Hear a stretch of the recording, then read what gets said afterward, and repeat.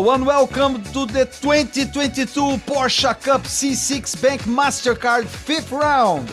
We are in the surroundings of Goiania, a city in the central part of Brazil, more precisely at the Ayrton Senna International Circuit. Inaugurated in 1974, the circuit has 3,835 meters and capacity to receive 100,000 fans. On Saturday, after starting 5th, 7-time champion Miguel Paludo got the lead and then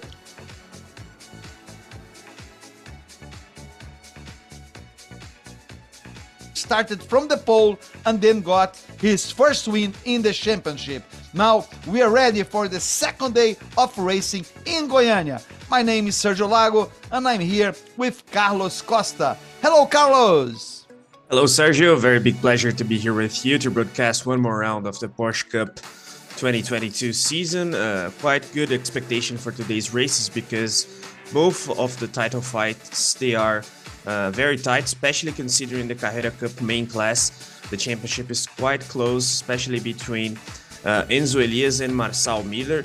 So we can expect good action today from the main class of this series. Of course, Sprint Challenge has a lot of competitiveness as well, but yesterday's round was quite good actually for Raijan Mascarello, the championship leader in this moment. But anyway, perfect weather for today's races. We had a little bit of rain Friday, already yesterday with sun, now even hotter. So it will be interesting to see one of the most traditional circuits of Brazil. As you said, in the 70s, a lot of fans, they usually attend the international Ayrton Senna circuit. So we can expect good things for today's races, both in the Carrera Cup Championship and also in the Sprint Challenge Championship.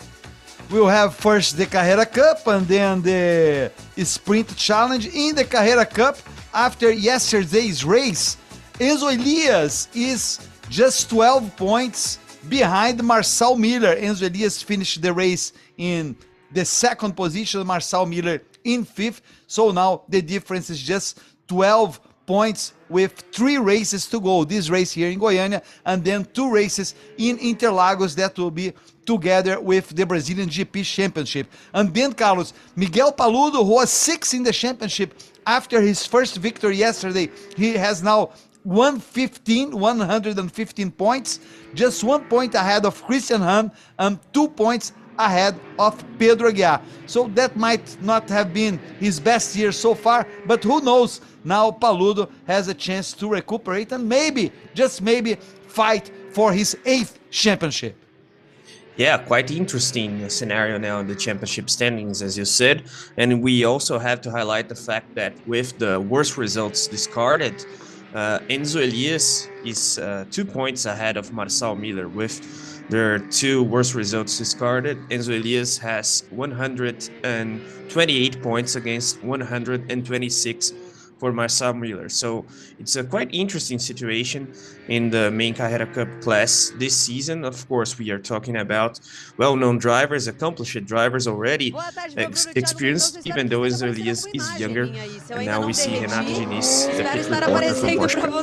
Olha, o calor aqui embaixo tá demais. Eu sei que vocês não estão sentindo porque vocês estão no ar-condicionado, mas aqui tá muito quente, os pilotos reclamando também. É Goiânia, né? Goiânia, sendo Goiânia, mas a gente já tá acostumado. Volta de apresentação rolando aqui.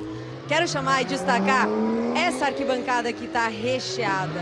O pessoal de Goiânia sempre, o público sempre vem prestigiar a Porsche Cup Brasil. Acabou de ter visitação de box, que foi muito legal, vários brindes, bonés sendo distribuídos, eles tirando foto com os pilotos. Até eu tirei foto com vários dos visitantes que vieram até aqui. Então é muito legal esse contato, esse carinho. E estamos aqui a todo vapor. Amanhã também começou, Ivan e Thiago, com uma presença muito especial de um piloto que a convite do Denner veio testar um carro 0 km. Felipe Nasser esteve com a gente aqui e também foi muito bacana a presença dele. Logo cedinho já veio pilotar, testar o carro na pista. Ele que voltou agora, né, para o Brasil. Foi campeão lá fora, correndo numa outra categoria, mas com outro modelo de carro. Então ele deu as considerações dele aqui também. Enfim, um dia que já começou muito agitado, com toda essa expectativa do campeonato. Eu tô por aqui esperando os pilotos formarem o grid para bater um papo com eles. Yeah, interesting what Renata says. We had the presence of Felipe Nasser, former Presença F1 driver ilustre from neste dia aqui Sauber. no Let's Porsche see Cup his Brasil, o interview. piloto Felipe Nasser, que veio testar um carro 0 km. Ele que acabou de chegar no Brasil, foi campeão lá, mas corre num carro de outro modelo, né? Exatamente, uma modalidade diferente, é no GT3R, né, nos Estados Unidos, a gente foi campeão recente. E tô em casa, o Denner me liga, fala, Felipe, vem cá pra você dar uma volta no nosso carro, 0 km, pleno domingo, como é que eu ia recusar? Então, tô feliz da vida aqui, queria agradecer ao Denner pelo convite e desejar boa sorte aí a todos na prova de hoje aí da Porsche Cup Brasil. E o que você sentiu de diferença do carro? A diferença principalmente aerodinâmica, né? O carro dos Estados Unidos ele tem um kit aerodinâmico com mais pressão e eu achei o carro daqui super equilibrado, né? Ainda mais essa combinação Goiânia, Porsche, acho que tem tudo a ver e me diverti pra caramba. Eu me senti um moleque no carro novamente, adrenalina, um carro gostoso de guiar e vai ficar na memória. E legal que você já fez sua parte agora, vai curtir o evento também, que é um evento grande, legal, reúne muitas pessoas aqui. Demais. Goiânia sempre tem um público muito caloroso e a Porsche Cup Brasil, eu sempre falo pro Denner, a entrega dele é muito, muito boa, a qualidade, a recepção, a estrutura, a competição em si, o público, o acesso, eu acho que ele gera é perfeito. É tudo isso que os fãs agradecem, eu como piloto desse lado de cá, a gente sabe o quanto que isso é gostoso participar, então super feliz de vocês estarem aqui de novo. Seja sempre bem-vindo, Felipe. Valeu. E aproveita agora. Vamos embora, vamos para a próxima. Valeu. Obrigada. Yeah, there he was, Felipe Nasser, chatting with Renata Diniz. There he highlighted the good job done by the Porsche Cup CEO in Brazil, Denner Pires. Also highlighted the fact that the public attendance at Goiânia is always very interesting. We saw a lot of people in the main stand there. That was also something that Renata talked about. Very hot today, as we could expect. Goiânia is a hot city, and for Felipe Nasser, it's quite close to his Brazilian residence. Felipe Nasser is from our capital, Brasilia, that is close to Goiânia, a little bit more, I believe, than 200 kilometers of distance. So interesting to see Felipe Nasser there, currently driving in sports cars in the USA, but also known by his because of his F1 days with Sauber. Sergio. Yes, it's definitely a very nice presence of Felipe Nasser. I believe he might be racing next weekend in the Endurance Championship for Porsche Cup that will be airing as well. It will be the second endurance race this year. The first was in Termas de Rio Hondo in Argentina. For this race today, pole position will be Rodrigo Melo. I will see Miguel Paludo, yesterday's winner. Rodrigo Melo, who got yesterday his first pole position. And before this round, Carlos, we had the system that after the first race there was a draw that would decide in which position drivers would start. And now we see the beginning of yesterday's race, and we see how Miguel Paludo on your left side got the lead after starting fifth. It helped him that Rodrigo Melo, who would start third, didn't start.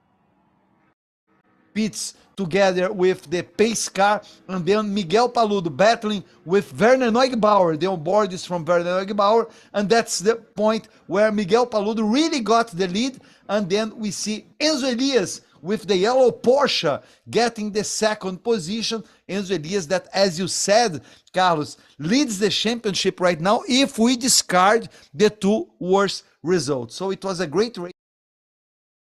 Expect no less for the race today. There we see some problems that we had during the race. It was that was another touch, very strange that happened. Roman Zinkiewicz involved in this.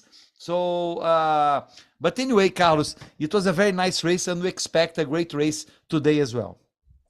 Yeah, as you said, an eventful race we had yesterday, and considering the fact that this is the penultimate round of the sprint series of Porsche Cup Brazil, we can expect a lot of drivers under into the season finale at Interlagos in the support event of the Brazilian F1 GP. So they have to bag a lot of points in order to arrive at São Paulo with a good championship situation, especially Marcel Miller, I would say, because after yesterday's race, as you said, Enzo Elias is now leading the championship with the 2 worst results discarded. So it will be interesting.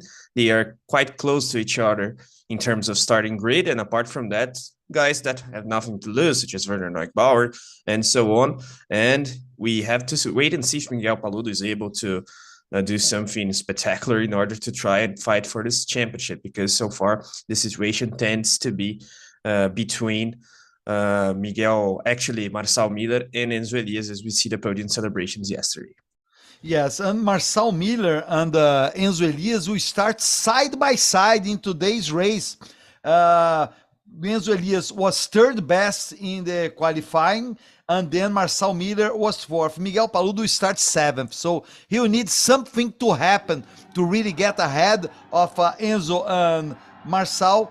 But anyway, that's the only thing that he can hope. And now we see, Carlos, the beginning of the race, or the highlights of the second race we had yesterday, the Sprint Challenge race, where we had the victory from Josimar Jr. He started from the pole. He won the race that finished before the scheduled time because an accident involved Nelson Monteiro. And then, but anyway, everything is okay with the driver, but the race started ahead of time. Actually, not Nelson Monteiro. That was, I'll get the name here, but it was Nelson Marcondes. Nelson Marcondes. Thank you. Nelson. They both have the first name. Nelson Monteiro competes in the Carrera Cup and Nelson Marcondes in the Sprint Challenge. Go ahead, Carlos. Yeah, it was a worrying accident because the strength of the impact there and the tire barrier and the guardrail was indeed very worrying. The car was quite close. Nelson doesn't know what happened. At least yesterday he didn't know if it was a puncture, a suspension failure, or axle issue there, but he went directly into the tire barrier, as we see the replay there. So you can see that it was quite a big crash and a lot of tires go into the layout, the circuit actually, but he was okay. And now we see the replay of him being greeted by his wife, I believe. But anyway, we have to highlight the safety of these Porsche cars, the 991-2, that is the car used by the Sprint Challenge Championship. In the Carrera Cup Championship, we have the new car 992, but anyway, both of them, they are very safe, and we saw that yesterday with Nelson Marcondes. But talking a little bit about the race itself, it was a very interesting race for Josimar Jr. that won, even if it wasn't from the main Sprint Challenge class. So very nice to see these guys improving throughout the ranks, rising through the ranks actually in this Porsche Cup Brazil Championship. And it was also good for Raijan Mascarello in terms of championship standings, opening a little bit of a gap, a good advantage there to Christian Moore. Exactly. In the Sprint Challenge Championship now, Raijan Mascarello has 7 points ahead of Christian Moore, and then we have Marcelo Tomassoni in third. Of course, we'll have to discard the results to the two worst results of each of the drivers. Now we have again live images from the Goiania, from the Ayrton Senna International Circuit, as things are getting ready for the first race today. As I already said, Rodrigo Melo will start from the pole to be his first pole position. Then Werner Neubauer. Let's see, Carlos, what Werner Neubauer will do, because he started yesterday from the pole, but he ended up finishing the race in third. So now he will start second. Let's see if his luck changes or if something happens, because behind them he'll have Enzo Elias and Marcel Miller, and then Renan Pizzi and Pedro Aguiar in the third position. This is the situation of the 3 first rows for the Carrera Cup race that we'll have soon in Goiania International Circuit. Yeah, you talked about Werner Neubauer. It will be interesting to see his performance today, because theoretically he's a little bit more experienced than Rodrigo Melo. Rodrigo Melo, que vai from Renata, with Rodrigo Melo, pole sitter today. Ontem ficou extremamente emocionado com a conquista da pole, né, Rodrigo? E aí eu quero saber como é que tá agora essa emoção toda, a poucos minutos de começar a corrida. Não, eu já extravasei ontem, né? Hoje é hora de estar concentrado. Eu acho que grande vantagem de largar em primeiro, além de estar na frente de todo mundo, é que é a única posição numa largada que você consegue controlar o que vai acontecer, porque nas outras você está sempre dependendo do resto, né? Então aqui eu consigo controlar um pouco mais. Então isso me dá mais capacidade de me concentrar, de me manter sereno, para executar exatamente o que eu planejei e se tomara que dê certo. E aí seguir curva a curva, se Deus quiser, até a última curva na frente. Vamos ver se vai dar certo. Eu poderia até perguntar, né? O que você planejou? Mas eu duvido que ele vai me contar. Não posso contar, né? Não posso contar, mas na verdade você tem que estar ali na frente e ficar prestando atenção bastante no farol para acelerar na hora certa, porque é muito difícil passar se você fizer tudo isso certo. Agora você erra a marcha e tal, aí começa a dar mais chance para quem está atrás, entendeu? Obrigada, Rodrigo. Boa corrida para você. Obrigado. Ivan? Yeah, we heard there from Rodrigo Melo, pole seater. He was talking about his race plan. Of course, he will try to win this race, and he talked also a little bit about his pole celebration yesterday.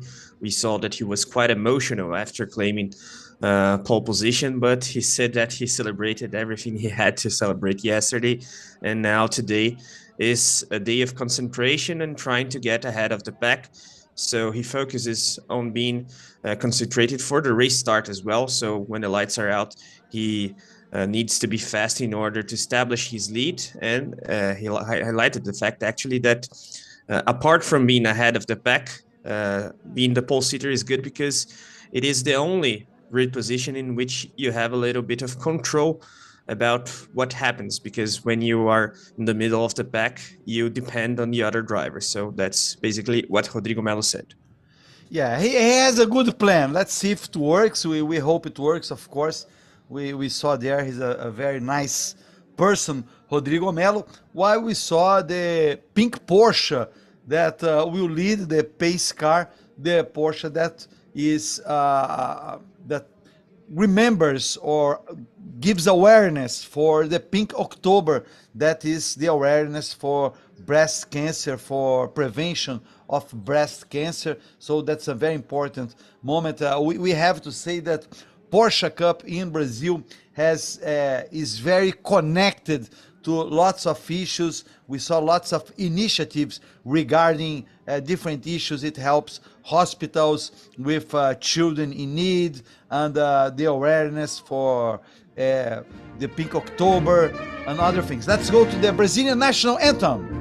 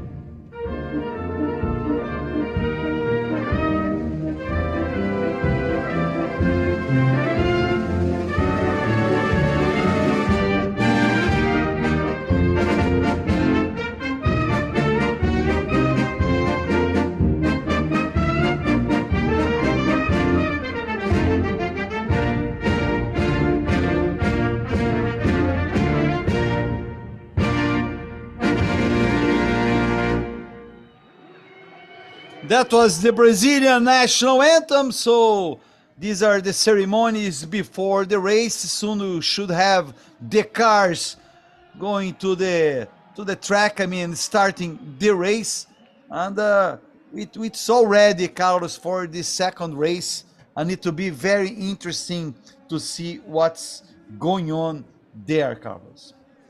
Yeah, indeed. And we also have to say how organized these ceremonials they are before the Porsche Cup races. So the whole Porsche Cup crew there, the drivers, the coaches, and it is indeed a very nice spectacle to be watched by TV or even in the circuit, especially in the circuit, if it's possible. But anyway, the expectation is quite good. We tend to have a quick cleaning of the grid, let's put it that way. People going back to the pit lane, to the garages, and then we have the race start. But it seems that we have a good public attendance there, Sergio, at least in the main stand.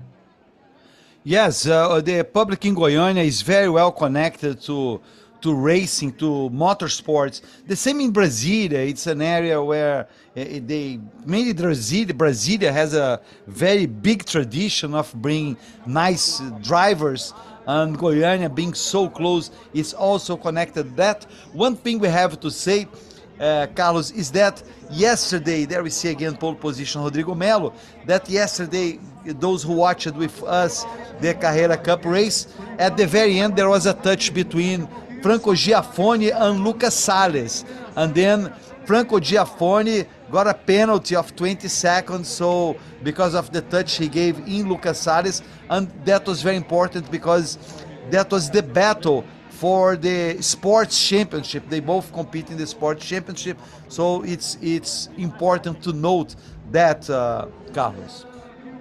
Yeah, definitely. And now Eduardo Menossi is the winner of race 1 of the sport class at the Carrera Cup Championship. So we could expect something like that, Sergio. We were talking about the fact that the stewards would have to look into that incident right after that touch between Franco Giaffoni and Lucas Salles.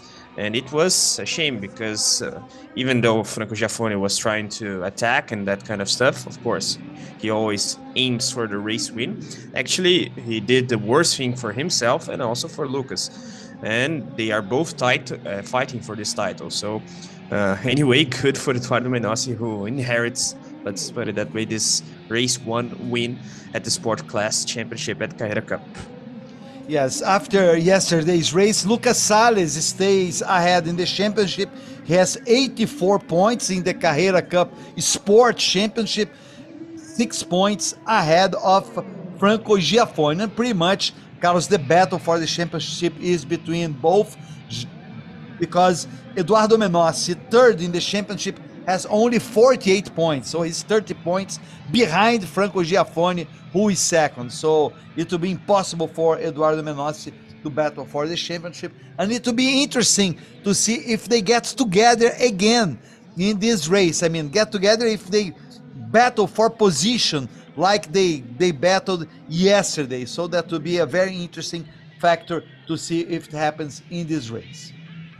Yeah, definitely. And we all know how action-packed the Porsche Cup Series races are, especially with battles throughout the whole pack. So it will be interesting to see, and that's something we can expect, even though the starting grid is an important factor about that. And when we think about the championship fight, then all eyes, the third of this grid, Enzo Elias, and fourth of the grid, Marcel Miller. We talked about the standings. They are quite close to each other, only 2 points split in the drivers when we discard the 2 worst results. So it's pretty much a semi-final, let's put it that way, for both of them.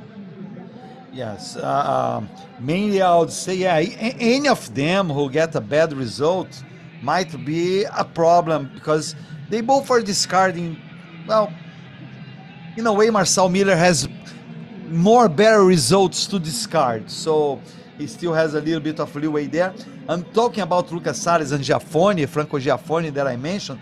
They're going to start side by side on the 5th row, so that would be a good battle there. Let's see who prevails. They are both really, really good drivers, and that's something that we also have to pay attention. People are already leaving the area, the track, so soon we'll have the race. Let's Rodrigo Melo again starting for the in the pole position, to be his first pole position of his career. Not he started first before, but it was with the inversion of the grid, and now it will be actually his first pole position. Rodrigo Melo, that in the championship overall, he's 12th in the championship overall. So it would be great for him to eventually win his race. He's 11 points behind Lineu Pires and 1 point ahead of Nelson Monteiro, Carlos. Yeah, and anyway, even if he doesn't win this race, of course, we'll try to do that. But it's a very special round for Rodrigo Melo. We were talking about some moments ago the fact that we have some drivers that rise through the ranks, as we see the video of Porsche Cup Brazil. But anyway, we have drivers rising through the ranks, and Rodrigo Melo is one of these guys because he started in lower classes, always with a good performance, but of course evolving, developing himself as a driver, improving in terms of racecraft, and now with the pole position, his first pole position earned in a qualifying session, so he has to celebrate a lot, and that's what he did. Yes, we are back with images. These are the images of our opening, because now we'll be joined, let's put this way, by the Brazilian Open TV, because Porsche in Brazil, the Porsche C6 Bank MasterCard Championship in Brazil is aired in broadcast TV, open air TV. So that's going to be something. It's also something very, very interesting that shows the importance of the category. There we have again 3,835 meters, the circuit of Goiania. It's hot there. It's 33 degrees temperature outside. This is a very hot area. We are still in spring in Brazil, but it's been a very, very warm year in Brazil overall. So the cars are ready, and soon we'll have them hitting the track. So that's going to be. We see Renata there on the left side, and Carlos, I'm looking forward for the start of the race here, because there will be very nice battles going on. And this time we hope Rodrigo Melo really starts it, unlike he did yesterday. Let's listen to Renata. Conferir aqui, ó. Aquecer. Motores vão sair agora. Começando a aquecer. Eles vão sair agora. Eu tô aqui embaixo para trazer todas as informações. Você que é fã de velocidade de automobilismo, vem porque esse dia promete muito. Está quente, mas vai ser uma corrida com muitas emoções. Então fica ligado com a gente aqui. Yeah, basically she said that the engines have already been started, so the build-up for the race start is happening and the expectation is quite good. She highlighted once more that the heat is a factor, so the drivers will have to be very, very intelligent in terms of tire management as well. And it will be interesting to see the factor that you put is an interesting one as well, Sergio. Let's see if Rodrigo Melo is able to start and be ahead of the pack. It seems so. He doesn't seem to have a problem with his car. That's what happened yesterday. But anyway, in terms of grid position, we talked about Franco Giaffoni and Lucas Salles side by side. Also, Marçal Miller and Enzo Elias. So we have, in terms of grid position, a good scenario there, and we can expect a lot of fights. But let's see if the clean start, if we have a clean start, actually, of course, we'll have a rolling start. So the expectation is quite good, and Rodrigo Melo has a very big challenge there, we have to say, Sergio, even though he has got a very emotional pole position yesterday. He is ahead of drivers that have way more experience than him in the main Carrera Cup championship. So it will be interesting to see how he performs in that matter as well, that psychological factor, let's put it that way. Yeah, right behind him, he'll have Enzo Elias. And then on the right side of your video, we see Werner Neugebauer. And then behind Werner Neugebauer will be Marçal Miller. So that's what's going to happen here. And the cars are already on the track. Already. So we soon will see the starting grid.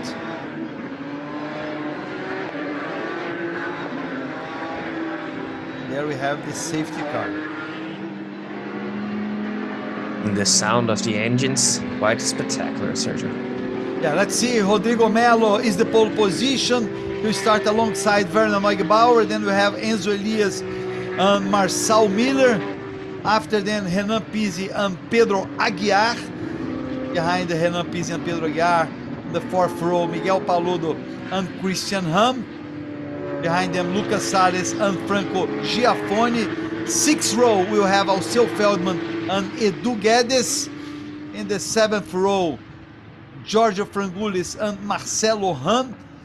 And then behind them, we'll have Francisco Horta and Lineu Pires.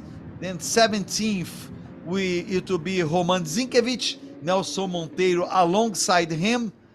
In the 10th row, we'll have Gustavo Farah and Eduardo Menossi, João Barbosa and Paulo Souza. And in the last row, we will have Bruno Campos and Leonardo Sanchez, or Leo Sanchez. They are both in the rookie class. This is the second race of the weekend in Goiania. About ready to start the race.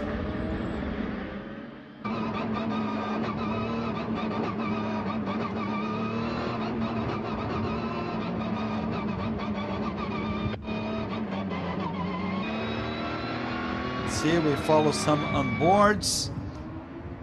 Safety car is out. On your left is Rodrigo Melo. On your left of the screen, then we have Werner Neugebauer. We are just waiting for the red light, side by side. Behind them we have side by side Enzo Elias and Marçal Miller. The red lights are on. Let's wait and see. They are off and green, green, green. We start the second race in Goiania. Enzo Elias to the left side of your video, and then Werner Neugebauer. Enzo Elias will take the lead. It looks good for Enzo Elias, who takes the lead. Werner Neugebauer is second. Good start for Enzo Elias. He did what he had to do. Rodrigo Melo falls to third. Look behind, it looks Roman Zinkiewicz goes to the guardrail. And it's also João Barbosa in the number 121. Already a big accident starting the race. The drivers seem okay, no big deal there. They just went off. It's a very, very nice start again, Carlos Costa. Yeah, what a start, especially by Enzo Elias there. It seems he got the slipstream from pole seater Rodrigo Melo, who is under a lot of pressure there already. He lost 3 spots, 4 I believe now, with the blue car of Christian Han overtaking him. But anyway, those guys there that crashed and went into the runoff area, of course the cars have to be rescued. So I believe that's why the safety car is being deployed, even though they are returning to the track. But maybe there are more cars out of position there.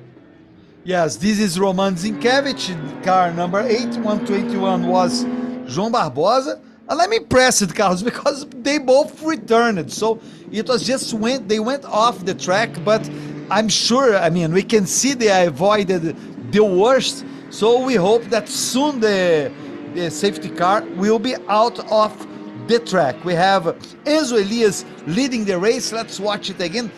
Look how Enzo Elias, number 73, the yellow Porsche, he started really, really well, and he went to the right side of the track. We see there are 3 side by side. It's Werner Neugebauer on the left side now, and then Marçal Miller went on the outside. But at the end, Enzo Elias got the big advantage and got the lead. It was really, really important. And let's see here. Oh, that's Zinkiewicz there. Yeah, we saw, and that's the onboard from Rodrigo Melo right at the start.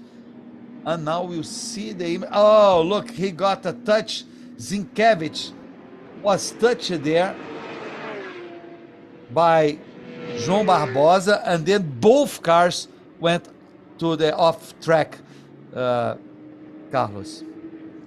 Yeah, a slight touch there, but they were hitting the apex of that right-hander there. So, of course, Zinkiewicz lost the back end of the car, and João Barbosa went wide alongside him. But as you said, they managed to avoid the worst, didn't hit the wall or the tire barrier there, so their cars is okay.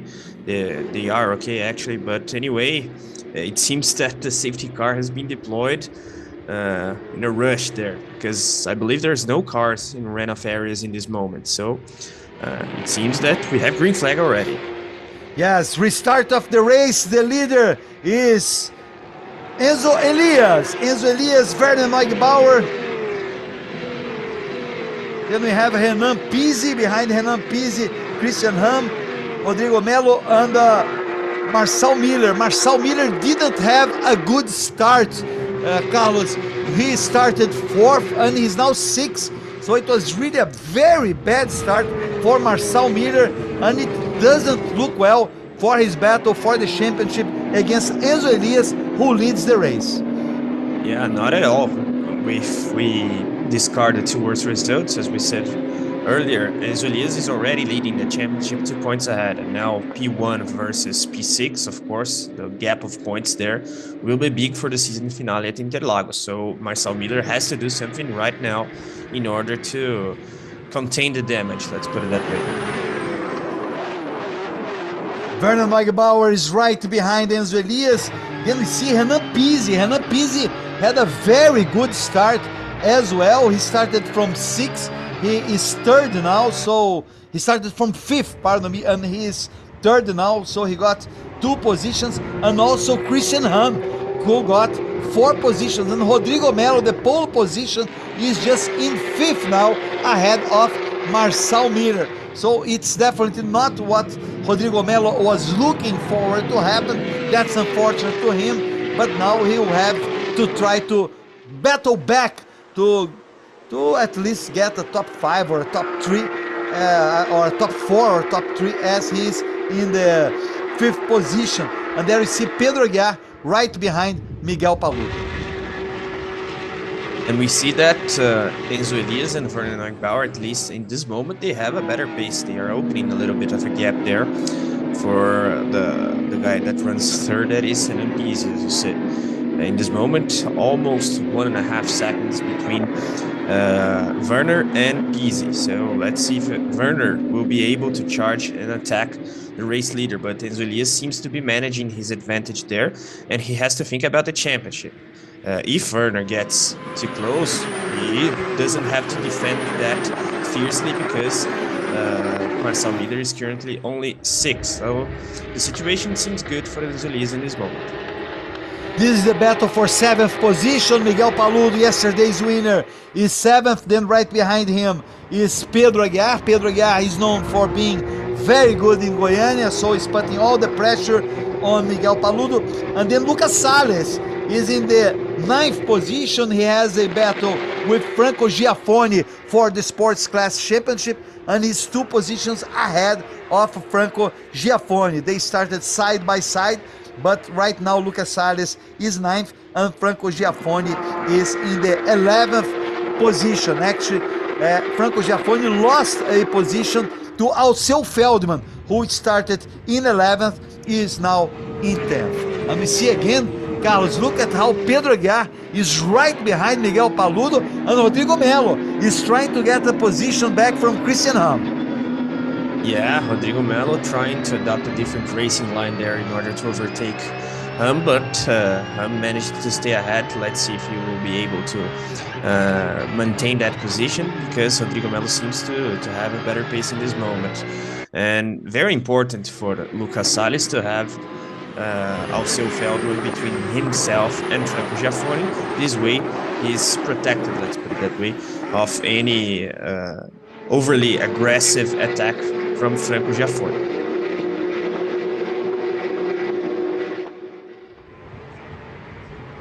Enzo Elias stays on the lead. Then we have Werner Neugebauer. There is a battle for 3rd between Renan Pizzi and Christian Ham. Both had very good starts. And then we have Rodrigo Melo and Marcel Miller, who both didn't have good starts at all.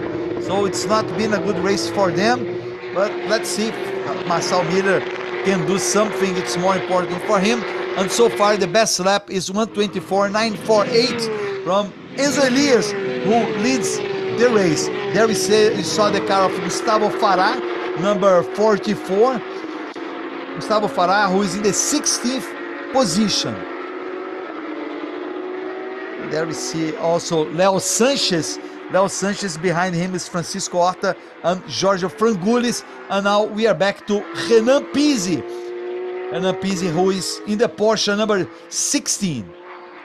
And we see that we have a 3-car fight there in a way, but Marcel Miller isn't able to get closer to this fight. So Marcel is struggling a little bit in terms of race pace.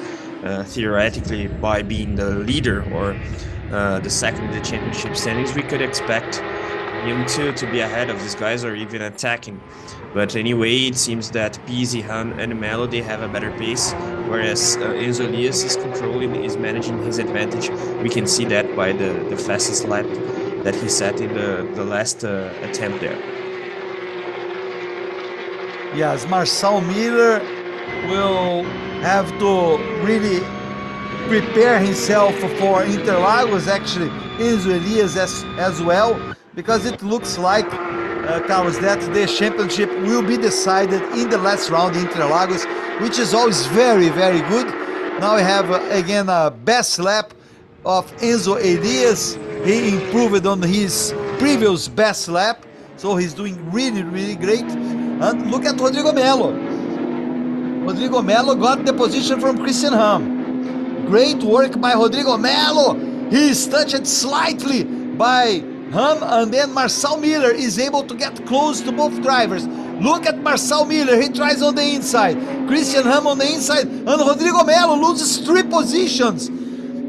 Some problem with Rodrigo Melo, he's very, very slow. How bad is that? The pole position, pretty much saying goodbye to any good result in this race, Carlos. What a bad thing to happen to Rodrigo Melo. Clearly, his car is having a problem.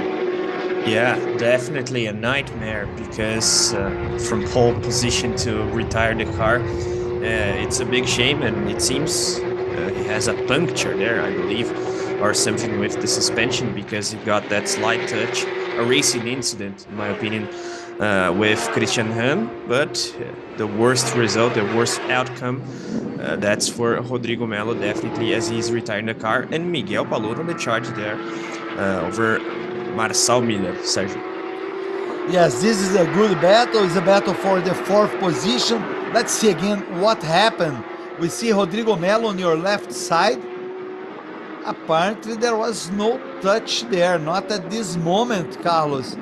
And then he got a light touch from the back, but I didn't see anything. In the second moment there was a touch, but it didn't seem to touch the tire, so I don't know.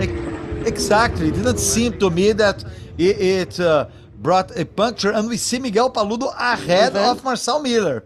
So Miguel Paludo got the position from Marcel Miller, and he's now in the 5th position with Christian Ham ahead of him. And look at Lucas Salles, went outside there, lost a little bit of position, went off track. Lucas Salles, who leads the Sport Championship, the Carreira Sport Só para a Championship. informação que eu vim pegar aqui no box do Rodrigo Melo, é que esse toque realmente comprometeu o ABS traseiro, então foi justamente por isso.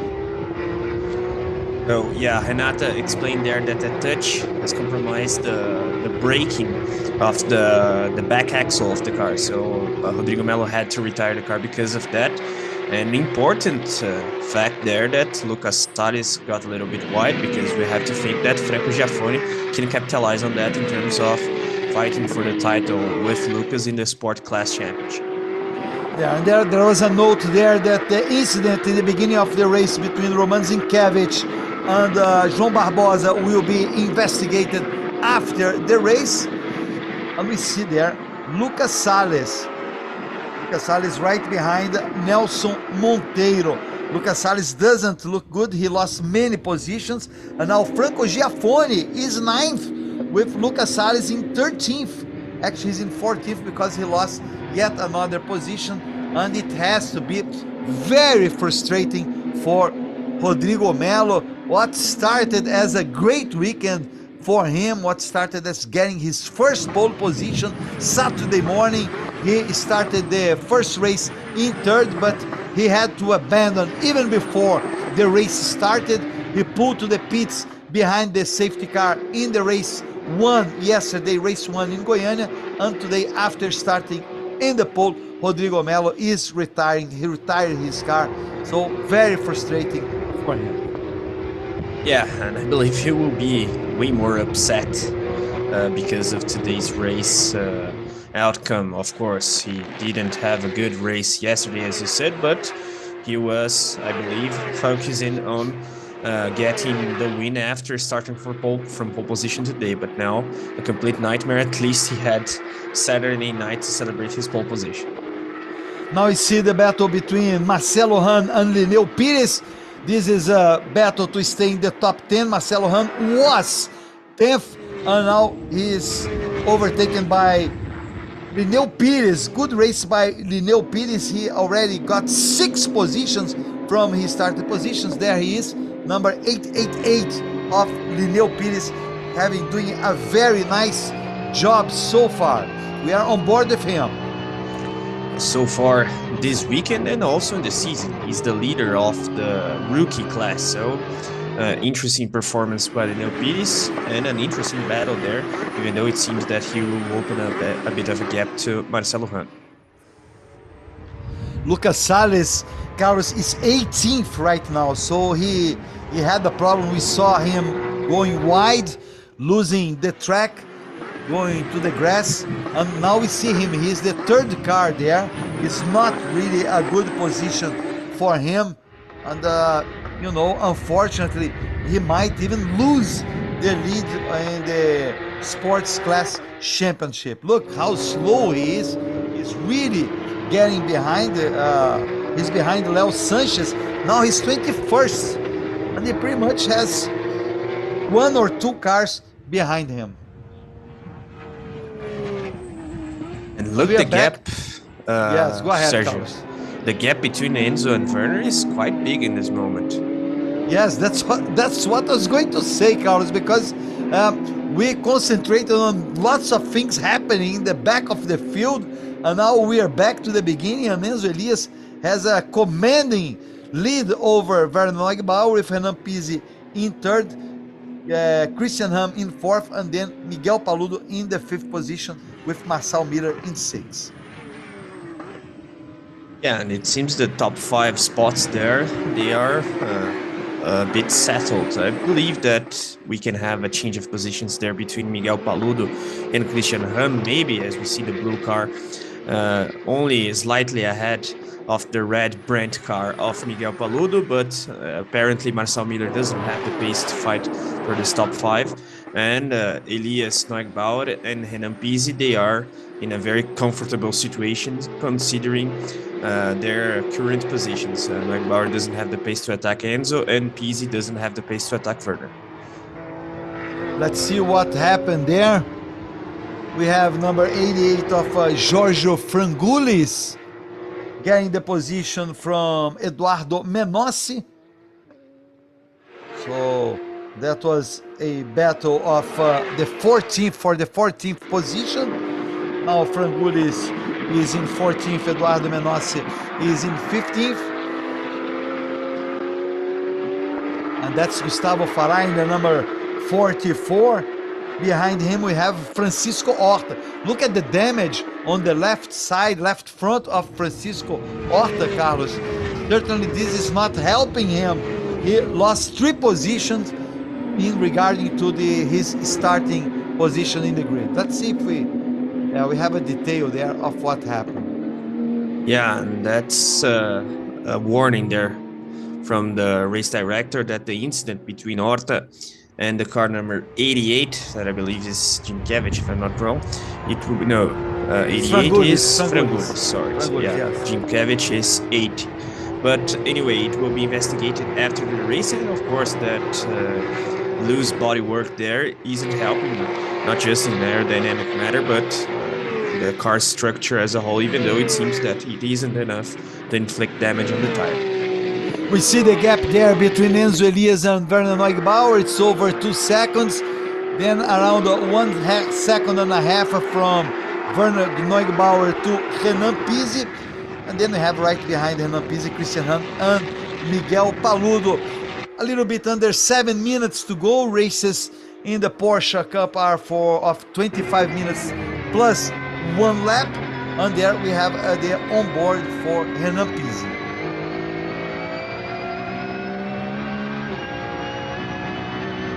This rotating camera is quite interesting as well. Yeah, I have the detail of his car. It's a good race for Renan Pizzi. He started 5th. He's 3rd currently. And we see right behind him, we see this battle, Carlos, between Christian Ham and Miguel Paludo. And what puzzles me, Carlos, is that Marcel Miller got behind and he's being pressured by Pedro Aguiar for the 6th position. So it's been a perfect race up to the moment to Enzo Elias in the battle for the championship.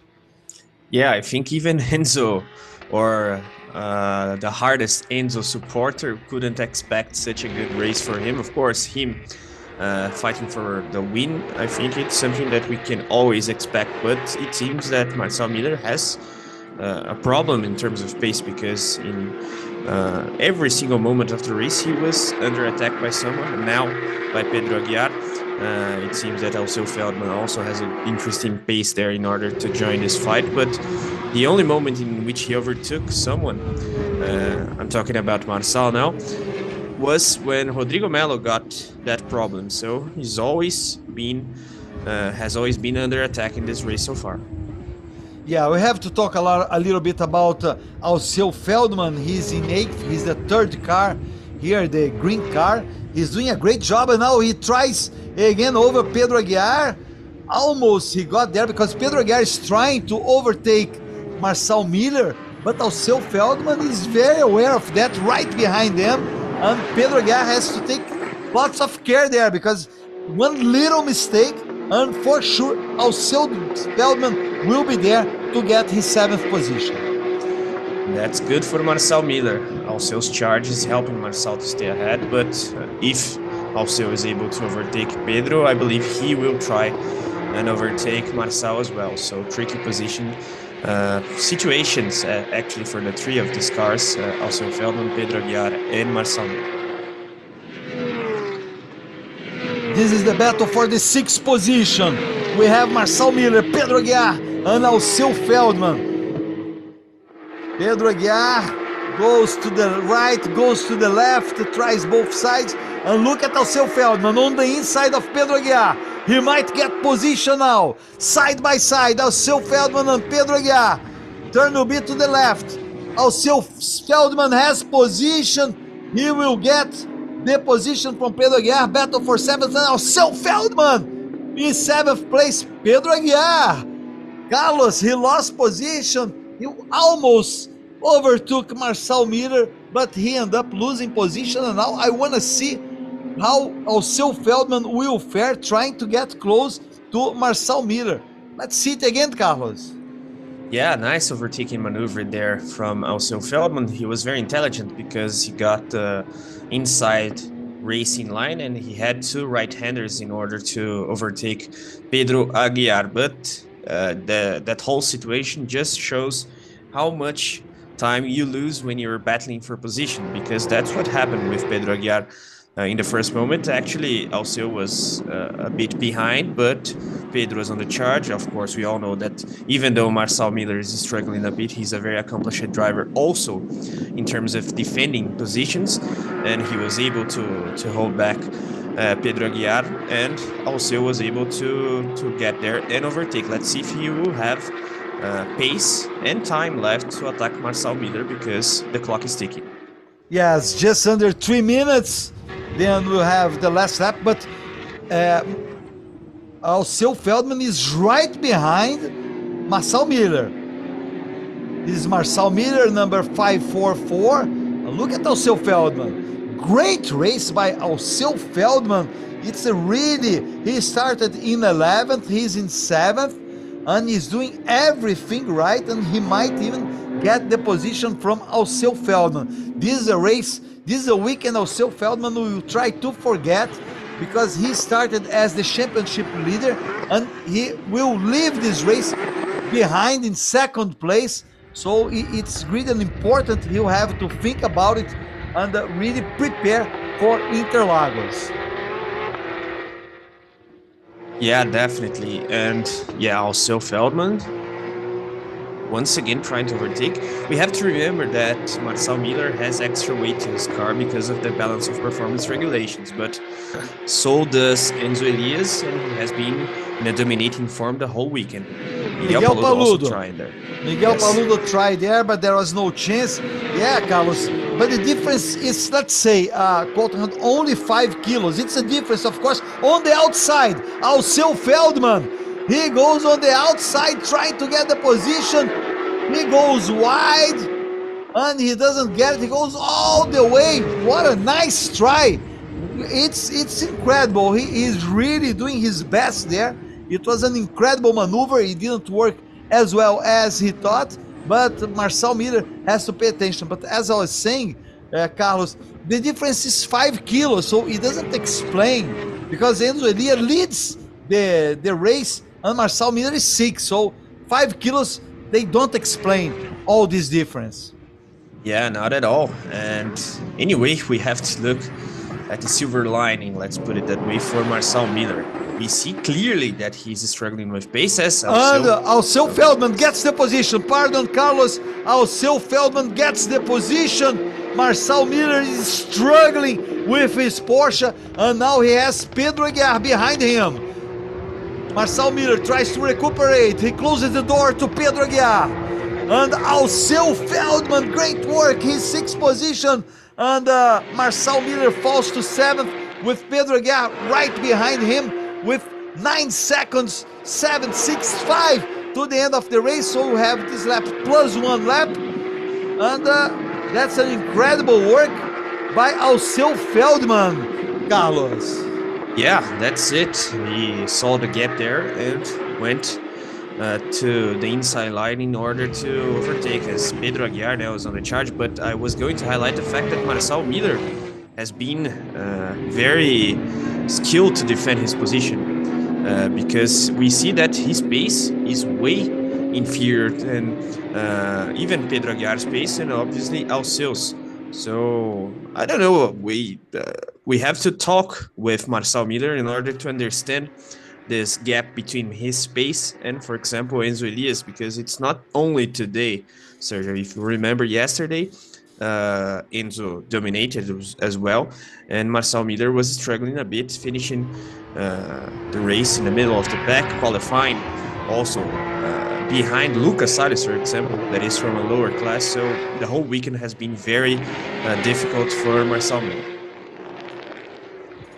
We are back with Enzo Elias. Enzo Elias is going for his last lap in Goiania.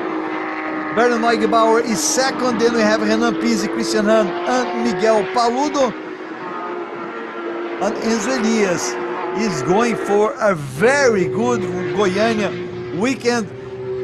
He was 2nd yesterday. He's going to be 1st today. That's perfect for him. And he's going to leave as the championship leader. A very young driver, very talented driver.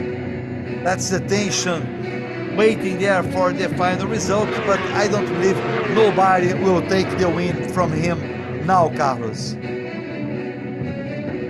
Yeah, what a dominant drive. And we have to highlight also the start of the race that he had. Took the slipstream there from Rodrigo Melo. It was a risky maneuver actually, because he went into the inside line in order to overtake, but he was quite close to the pit wall. So a bold maneuver there from Enzo Elias. And that's pretty much it. He's dominated the whole race. He was able to establish an important and considerable gap to Werner Neugebauer. We all know that Werner is a fast driver and experienced driver as well. So we have to praise Enzo Elias' performance. Yeah, and you get the checkered flag now. Enzo Elias wins the race in Goiania, wins race 2, takes the championship lead. A very young driver with Bernard Neugebauer behind him. Then Renan Pizzi, Christian Hahn, Miguel Paludo, Alceu Feldman, Marcel Miller, Pedro Aguiar, Franco Giaffoni, and Lineu Pires. There he is, the winner of race 2 in Goiânia. That was the end of the 5th round of the Carrera Cup Porsche Cup C6 Bank Mastercard 2022 in Brazil. Stay there because we'll have the race for Sprint Challenge now. So this is just half of the show here, and we'll have the Sprint Challenge race after this race. Of course, we'll have the podium, we'll have the interview with the winner, and Franco Giafone, after being penalized yesterday for a touch he gave in Lucas Salles, wins the sports class today with his Porsche number 3, and Lineu Pires with the Porsche 888 wins the race for the rookie class. So these are the 3 winners at race 2 in Goiânia for the Porsche Cup C6 Bank Mastercard, Carlos. Yeah, and when we think about the sport class, we saw that Lucas Salles was lapped in the end by Enzo Elias, so a major blow for his title pretensions, even though the title fight in the sport class championship of the Carrera Cup is still open. But anyway, he was leading the class and had Alceu Feldman behind him in the moment that he had that issue, and now, of course, seeing his main title rival winning, it's a sad situation in a way for Lucas Salles. But we have to praise Franco Giafone because he had a clean drive, differently to what we saw yesterday, and Lineu Pires also with a very dominant drive. We focus on the main Carrera Cup drivers, but we have to highlight the guys from the lower classes as well, Sergio. And the crowd likes the win from Enzo Elias, as you said in the beginning of our transmission, Carlos. A nice crowd there. Of course, we just have a sector there, but Renata said it's a nice crowd for this Sunday in Goiânia. All the drivers are going back to the pits, and Enzo Elias waving to the crowd, and he gets the win. Great work by him, and a great show, a great race again. The same we had yesterday on Saturday. A very nice race for the Porsche Cup C6 Bank Mastercard, the Carrera Cup category. And there he is, Enzo Elias with his car. They are the winners, always the 3 winners for the overall Carrera Cup, the winner for the sports class and the winner for the rookie class. They all get together there. And if this race is anything to go by, we can expect an interesting one also in the Sprint Challenge Championship. And if we consider yesterday's Sprint Challenge race, Sergio, then the expectation is even better because we had a very eventful race Saturday. Apart from the crash of Nelson Marcondes, a lot of overtaking and an action-packed race throughout the whole pack as we see Enzo celebrating that.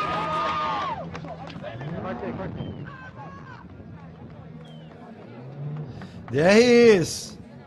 That's the traditional celebration in the Porsche Cup C6 Bank Mastercard. The drivers go to the top of the car, they celebrate from there. He gets the compliments from Renata Diniz, who soon will be interviewing Enzo Elias to find out about what's going on. Unlike yesterday, Carlos, we had the race decided, the winner of the race decided right at Exatamente, era o que eu the estava start. perguntando em off para ele aqui. Listen Você to tinha Renata. essa expectativa mesmo de conseguir o empate, de alcançar esses pontos? E aí sua resposta foi? Foi difícil. Eu acho que depois da primeira corrida de Interlagos foi bem complicado da gente conseguir ver esse cenário. Mas desde a segunda prova que eu ganhei, o nosso pior resultado até agora tem sido um P2. A gente sabia que tinha velocidade e a gente enfrentou problemas, principalmente durante classificatórios, que complicaram bastante as nossas corridas 1 e 2. Então foi difícil pra gente, mas a gente vem fazendo 20 pontos em todas as corridas desde Interlagos, 22 agora.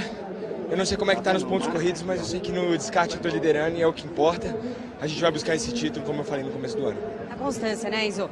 Veio de uma homenagem na Argentina, agora com tudo pra cá, com uma baita ultrapassagem no começo, foi um show, parabéns. Obrigado, pessoal. Obrigado por todo mundo que torceu, acompanhou. E pode ter certeza que em Interlagos eu vou dar meu melhor de novo. Obrigada. Ivan? Yeah, we heard there from Enzo Elias. He was talking about the season development, let's put it that way, for him. He struggled a bit with bad luck, lack of consistency as well, and that kind of stuff in the first rounds. But from the Interlagos round onwards, it was a good championship for him. And of course, we see that he's leading in the championship standings with the discarded results. So he's promising to fight for the title, of course, in the last round, the support event for the Brazilian F1 GP. And that's pretty much it. So Enzo Elias very happy with his race win. We saw yesterday a dominant drive from Miguel Paludo, but Enzo was in a very good performance as well with the B2 there, and now today winning and getting in a good situation in terms of championship standing, Sergio. Yeah, as we see Enzo Elias now commemorating the podium, some kids there, it's always nice to see. Great victory by Enzo Elias. Pole position, Rodrigo Melo had problems. Marcelo, Christian Hahn is there too, fourth position, Miguel Paludo. And we already have the cars for the Sprint Challenge already hitting the track. So we soon will have the second race of the day. These are the three winners, Enzo Elias, Franco Giaffoni and Lineu Pires. And these are the final results. Enzo Elias, Vernon Agbauer, Renan Pizzi, Christian Hahn, Miguel Paludo, Alceu Feldman, Marcel Miller, Pedro Aguiar, Franco Giaffoni and Lineu Pires. These were the top 10 in the Carrera Cup race in Goiania at the Ayrton Senna International Circuit. Marcelo Hahn was 11th, Nelson Monteiro, Edu Guedes, then Jorge Frangules, Edu Menossi, Bruno Campos, Gustavo Fará, Francisco Horta, Léo Sanches, and Paulo Souza. All these drivers finished in the same lap, then one lap behind Lucas Salles and Roman Zinkiewicz, and then Rodrigo Melo and João Barbosa didn't finish the race. Now we see the second podium with Franco Giaffoni was the first one in the sports class. Great work by Franco Giaffoni. Then Lineu Pires was second. Lineu Pires was the winner for the rookie class, but he was second in the sports class because they compete together for the podium. Then Marcelo Hahn in third, Nelson Monteiro and Edu Guedes. So this is the podium for the sports class in the Carrera Cup, while the drivers prepare to start the second race of the day in the Sprint Challenge category of the Porsche Cup C6 Bank Mastercard 2022 that we are watching with us, with Mr. Jolago and Carlos Costa. That is the detail for Franco Giaffoni. Great race by Franco, like you said before, Carlos. Yeah, and we have a tight battle for the Sport Class Championship and the main Carrera Cup Championship, so we can expect a lot of emotions in the last round of this 2022 season at Interlagos, once more as a support event to the Brazilian F1 GP. So the event itself is special, and considering the championship situation, we can expect good racing.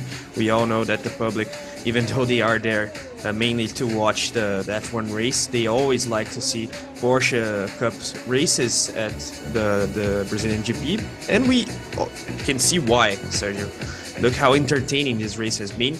Look how entertaining yesterday's race has been as well, and we can expect something similar for the second Sprint Challenge race of this Goiania round.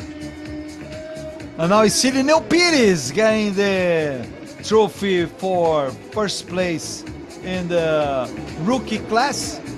Great work by Lineu Pires. Second was Nelson Monteiro. Then third was Edu Guedes. Fourth, Bruno Campos. And fifth, Gustavo Fará. These were the top five in the rookie class for the Carrera Cup Championship. And that's it, Carlos, for the Carrera Cup. We'll have the Sprint Challenge soon. And these drivers, most of these drivers, will be back a week from now for the second race of the championship, of the Endurance Championship. That's it, the second round after the Termas de Rio Hondo Argentinian round.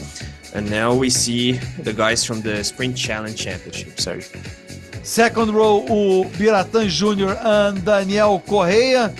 Pole position was Rajan Mascarello, Márcio Mauro and Fontanari in the third row. Then Nelson Marcondes and Chris Amor. Chris Amor is second in the championship. He faces a hard battle ahead of him. Guilherme Bottura and Miguel Mariotti. Then Josimar Jr., yesterday's winner, starting 11th alongside Caio Castro. Gustavo Zanon and Vina Neves. Neves jump-started yesterday, ended up having to do a drive-through and got penalized at 20 seconds. Ramon Alcaraz and Sang Joaquin. Then Piero Cifali and Claudio Simão. In the 10th row, we have André Gaidzinski and Ayman Darwish, the Egyptian Ayman Darwish. And in the last row, Nasser Abou Taif and Junior Guinardi. So we are all ready for race 2 for the Sprint Challenge. The drivers are in their presentation lap and they start to align behind the safety car. And good situation for Rajan Mascarello when you think about the championship standings, Sergio. He had a good result compared to his title rival yesterday, now ahead of the pack. He said yesterday after the 2 qualifying sessions that he made a mistake in the first one, so he had to start in the middle of the pack and climb some positions there, gain some positions in the first race. But now today, with a good lap in the second qualifying session, starting ahead of the pack. We all know how fast and aggressive he is, but we see that this round, at least, the starts, they are being very important. So he has to be wary of any overtaking attempts behind him. Sergio? Yeah, so now we have Rajan Mascarello pole position on your left side. Then Marcelo Tomassoni at his other side, at your right side. Behind them we have Urubatán Jr. and Daniel Correia. The red lights are on. Everything is ready for the start of the race. Let's wait for the red lights to go off. And it's green, green, green. Green, green, green. And Urubatán Jr. the touch with Rajan Mascarello. And then Marcelo Tomassoni gets the lead. Marcelo Tomassoni is ahead. And then we have Daniel Correia in second. Rajan Mascarello is third. He's trying to get back to second position. And then we had Ricardo Fontanari in fourth. Great work by Marcelo Tomassoni there. It did help him that Urubatán Jr. touched with Rajan Mascarello. What a great start with Daniel Correia in second, Carlos. So again, we have change of positions in the beginning of the race, right at the start.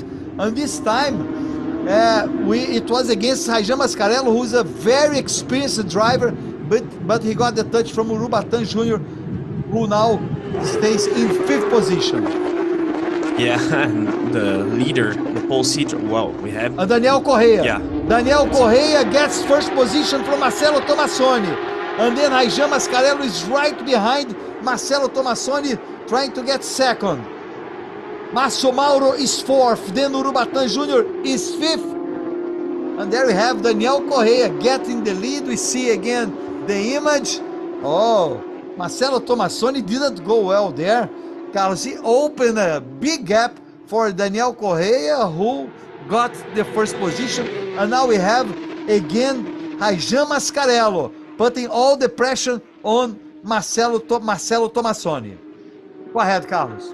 Yeah, I didn't understand why Tomassoni got the outside line, let's put it that way, hitting the apex of that corner. So as you said, he opened the door for Daniel Correia, and Daniel was very able, very skilled actually to do the overtaking maneuver. But it seems that Rajan Mascarello has recovered, let's put it that way, his pace, and he's now attacking Tomazoni, and I believe it will be an interesting fight there because it also has a championship component, let's put it that way. But anyway, good situation for Daniel, because if Raijan attacks Marcelo too much, they will both lose time, and Daniel can open a bit of a gap there. And Sergio, the pole sitter losing the race lead is becoming a trademark already at Goiania. Yeah, 3 times out of 4. Josimar Jr.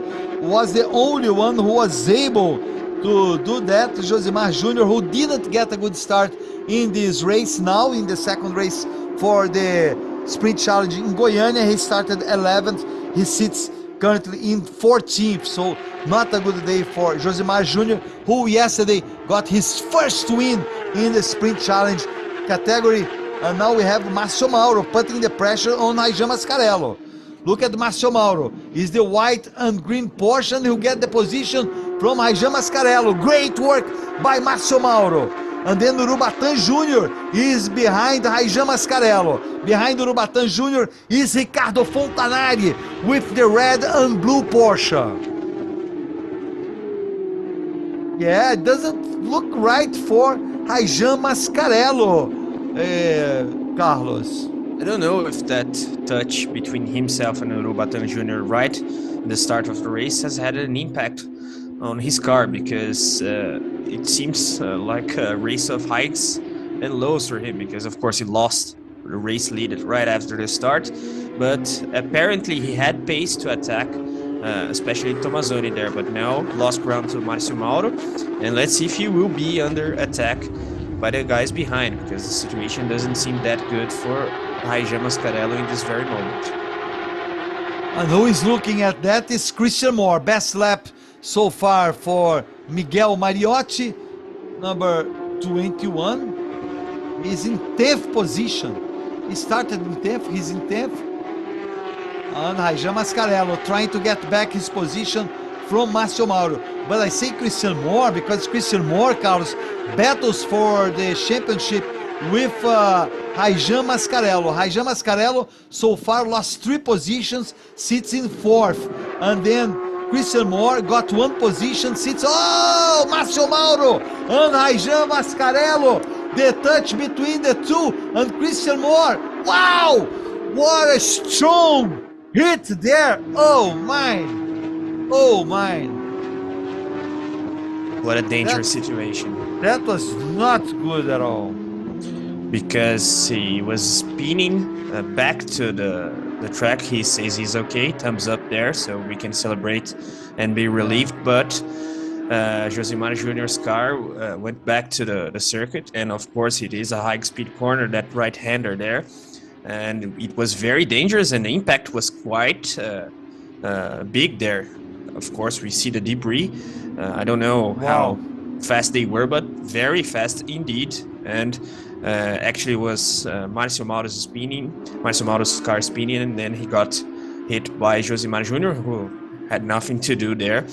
And I was going to talk actually, Sergio, about the fact that Christian Moore, that is one of the title contenders, he can expect Raijan Mascarello to be over aggressive in order to recover his race lead. That's it. Look at that, and look at that. Raijan Mascarello went too aggressive over, Márcio Mauro. It's I don't know. That was my impression, Carlos. I don't know what was the impression. No, definitely. He went all the way to the back of Márcio Mauro's car, and the hit was strong on Márcio Mauro. I'm really hoping Márcio Mauro leaves the car well, because it's not good. What we saw, definitely not good. He got red flag. Big hit. Red flag, because we didn't see Márcio Mauro yet. We see Josimar Jr. is okay. That's very good. Aqui no box, but we didn't see Márcio Mauro. Yeah, let's see if Renata brings extra information for us. But as you said, we don't see Márcio Mauro. I believe he's okay, but the visual, let's put it that way, of the crash may be a little bit extreme, so that they don't show that on the broadcast. But if Márcio Mauro was under risk there, I believe that Josimar Jr. would be a little bit more worried. Maybe it's something with the car structure there. Márcio Mauro may be stuck We see that we have the red flag. We have to wait and see if Marcio Mauro is okay indeed. But anyway, back to the incident. Raijan Mascarello was definitely over aggressive, and I was expecting something like that because that's what we saw, Sergio, in the Termas de Rio Hondo round as well, when he lost ground and went a little bit overly aggressive and lost ground once more, trying to recover the ground that he had lost in that opportunity. Now, starting from pole position, thinking about the championship, the penultimate round, I could expect him to try and attack with an all or nothing spirit there, and that's what he did, but he missed the racing line completely and crashed into Marcio Mauro, Sergio. Yes, it was not good, you know. We never like to see what happened now, and it's really worrisome. We hope Marcio Mauro is doing well. Last image we saw from his car, the door was open, the crew, the safety crew was working, and then we see again the touch he got, and then let's see, he tries to go, but no, he's still out of control. He's totally without control. That's when Josimar Jr. hits right at his side. Unfortunately, as far as I see, no other car touched him. This is the image from Caio Castro, the Porsche number 22. We see there on the left Marcio Mauro, so Caio Castro passed. On the left side here we have slowing the car of Raijan Mascarello. And that was really definitely not good. We will have to wait for the news. Yeah, that's a worrying situation, and we have to celebrate the fact that the impact of Josimar Jr.'s car with Marcio Mauro's car was more to the back side, to the back axle than the front axle, even though the left door, the driver's door, was open after the contact. But I believe that could have been way worse, even though, of course, it's a very worrying situation, Sergio. Yes, the cars are all going to the pits, as it should be in the red flag situation. So we will have to wait and see, wait for the organization. Of course, it's understandable we don't have the images, the race control. It's, of course, taking care there of the driver Marcio Mauro. As we see again, the very beginning of the race that started really with aggressiveness. We see when Urubatán Jr.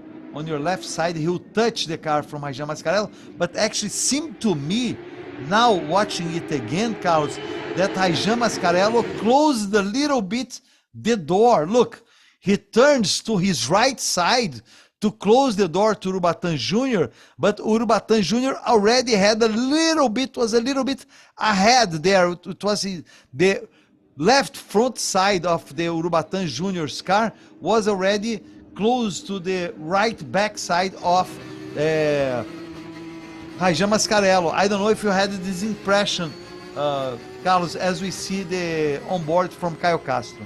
No, I have this impression as well. He was definitely faster, Urubatán Jr. faster than Raijan Mascarello, and Raijan closed the door. And when we saw the replay from the camera put above the main straight there, we saw how close Urubatán Jr. and Raijan Mascarello they got from the wall of the pit lane there. It could have been a very, very big accident, because if they had crashed there, their cars probably would go back into the main straight, and then we would have a big one in a not good way. But anyway, the race has been eventful overall, and the sprint challenge especially, as you see the crash once again. Yes, and it was one of those crashes that we don't want to see. It was like a T, right? It was the T crash, because he got right, the front of Josimar Jr.'s car got right in the driver's side, of Mauro Jr. So Marcio Mauro, pardon me. And we see now Marcio Mauro trying to avoid, and it was not a good, regardless of the aggressiveness Carlos, it was not a good move for Raijan Mascarello because he lost positions anyway, just because of what he did. He ended up losing positions. So even though we didn't have this very bad end, look, no, it was fortunate. It was not really. It got a little bit to the other side, but it was a very, very, very bad crash. And I hope all is good with Márcio Mauro. Yeah, according to the Brazilian broadcast, I have this information now here, Sergio. They're all okay. Good, so, very good, very good. Of Eu acho que é course, legal a gente ouvir exatamente a versão dele. Raijan, você consegue explicar let's pra gente o que aconteceu ali? hear from Renata. Olha, ele freou muito antes no ponto de freada e acabou parando o carro muito antes e infelizmente bateu. Jamais eu vou bater em alguém. E você pode ver até na câmera, on-board tem ali para ver, tem até os dados do carro para puxar. Meu carro vai ter que parar, vai ter que abandonar a prova porque furou o radiador, infelizmente. Mas aconteceu isso, ele freou um pouco antes, bem antes, e eu freiei no ponto e o carro infelizmente não parou. E aconteceu um negócio desse, eu nunca jamais bati em alguém. Pode ver, né, todas as minhas corridas que eu fiz aqui, intencionalmente, e não pretendo bater, claro, mas aconteceu um acidente. Infelizmente. Pode acontecer. Tá aí esclarecendo essa questão da intenção e o que aconteceu lá. Obrigada, Raijan. We heard that there from Raijan Mascarello, a good interview there. Of course, some may think that he was overly aggressive, and I think he was indeed, but he was very keen to show that in interview, actually, that he wasn't focusing on crashing intentionally on Márcio Mauro. So we saw that Raijan Mascarello was actually considerably sad because of the incident. Of course, probably thinking about the health of Márcio Mauro or even Josimar Jr., but he said that he wasn't, that wasn't on purpose. Of course, we all know that, but he says that Márcio Mauro braked before the braking zone, before hitting the apex of the corner there. That's something that the stewards will have to take a look into. And I believe a penalty might come there, Sergio. Yes, we see now Nelson Marcondes, who himself was involved in a scary accident yesterday, accident that brought the end of the race. He went all the way to the safety barrier, but yes, I agree with you, Carlos. My impression is that he was aggressive. I don't think, of course, he had any intention of what happened. That's clear, and I agree with him. I totally believe in his interview. He had no intention at all, you know. The driver doesn't think that. But anyway, as he said anyway, Carlos, the computers, the onboard computers are there, and the Porsche team will know exactly what happened, you know, because of course we are on the outside, and it's exactly, although we can guess and we can think and we can give the opinion of what happened, the telemetry will show exactly what happened and they will know for sure. And I agree with you, he probably, regardless of anything, he'll probably get some penalty. But look at Ricardinho Mauricio there, who is 3 times Stock Car Brazil champion on your left side. And that's it, Carlos. Now we'll wait for this race to resume. Yeah, that's it. And apart from penalty for this race or anything like that, I think that Porsche Cup will take a lesson from that kind of incident. We all know that it wasn't on purpose, the crash, even though I think Raijan was a little bit over-aggressive there. We all know that he's a very aggressive driver, and that's why he's a good driver. But sometimes these things happen. And we have to remember also, I didn't translate that, sorry about that actually, that he said in his interview for Renata Diniz that he will retire the car anyway. So the penalty for this round specifically, it won't have an effect because he had an issue with his radiator in that touch with Márcio Mauro, and he will retire the car. And thinking about the championship, that's good for Christian Moore. But anyway, we all have to take a lesson from this kind of incident, especially in terms of, we see that the rescue of Márcio Mauro. Thumbs up there. Of course. Thumbs up, but it's not, you know, it's not like Josimar Jr., who just left his car on his own. Of Yeah. course, Márcio Mauro will be taken to the hospital. Goiania has very good hospitals, and he's going to be evaluated and everything. That's what it has to be done. And when we see a serious Ricardo Fontanari, we see that the mood is heavy because, of course, they're all worried about. Let's see also the rescue team working there, how fast they will clean the track, because the good thing, if we can say that, is that no cars crashed into tire barriers or guardrails. So theoretically, to clean the track, it will be easier and the race will resume shortly. But anyway, of course, Márcio Mauro is hurt. The impact was very strong, but no major issues. I believe something maybe with bones or anything like that, but seeing his thumbs up there, it's a very big relief, Sergio. Yes, and the drivers, of course, they are worried and they want to see what happened and everything, because it might have been any of them. You know, of course, it was with Márcio Mauro, and in a way, the drivers say, "Oh, it was not with me." They thank, you know, for that, but you know, it could have been with any of them. So it's very important to see how this develops. And I'm sure Porsche will take a look at what happened. But I would say, Carlos, that the accident was almost as severe as it can be. And to see Márcio Mauro out of the car, even though he's going to be taken to the hospital in the stretch and everything. Vou aproveitar e falar com o Christian Moore, que tá aqui se refrescando, que o calor tá demais. If the car were not safe, that kind of accident would have been really tragic. Let's listen to Renato. O que tem que ser melhor nesse momento? É os dois, a gente tem que estar com a estratégia de prova bem definida, né, e bastante atento, né, porque é uma corrida muito dinâmica, acontece muita coisa, e a estratégia com a caneta e as pontas na ponta do lápis, né. Então os pontos dessa prova importam muito para você no campeonato. Sem dúvida, sem dúvida. Então a gente vai focar aí para fazer uma boa pontuação, para avançar aí, quem sabe na liderança do campeonato. Ele que está disputando direto com o Rajan, certo? É isso aí. Obrigada, Cris. Ivan? Yeah, we heard that there from Christian Moore, one of the title contenders of this Sprint Challenge Championship in the overall class, let's put it that way. And he's talking about points, bagging points, of course. That's extremely important because he's fighting with Rajan Mascarello for the title, and Rajan will retire the car. Deu para dar uma refrescadinha nesse intervalo? Deu sim, graças a Deus. Now, Ricardo Fontanari. Todo mundo que veio para Goiânia trouxe sol, né? Devia ter dividido a turma. Um para cada um. Exatamente. E agora é com tudo. Vamos com tudo. Vamos bem, vamos relargar bem, fazer uma corrida limpa e divertir bastante. Vamos com Deus, obrigado. Obrigada, Fontar. Ivan? Yeah, just Ricardo Fontanari talking about the expectation to resume the race. But anyway, we can talk about the sporting side, let's put it that way, with relief now that we know that Márcio Mauro is okay, also Josimar Jr., and we are confident that Porsche Cup crew will take a look into that accident, and I completely agree with you, Sergio.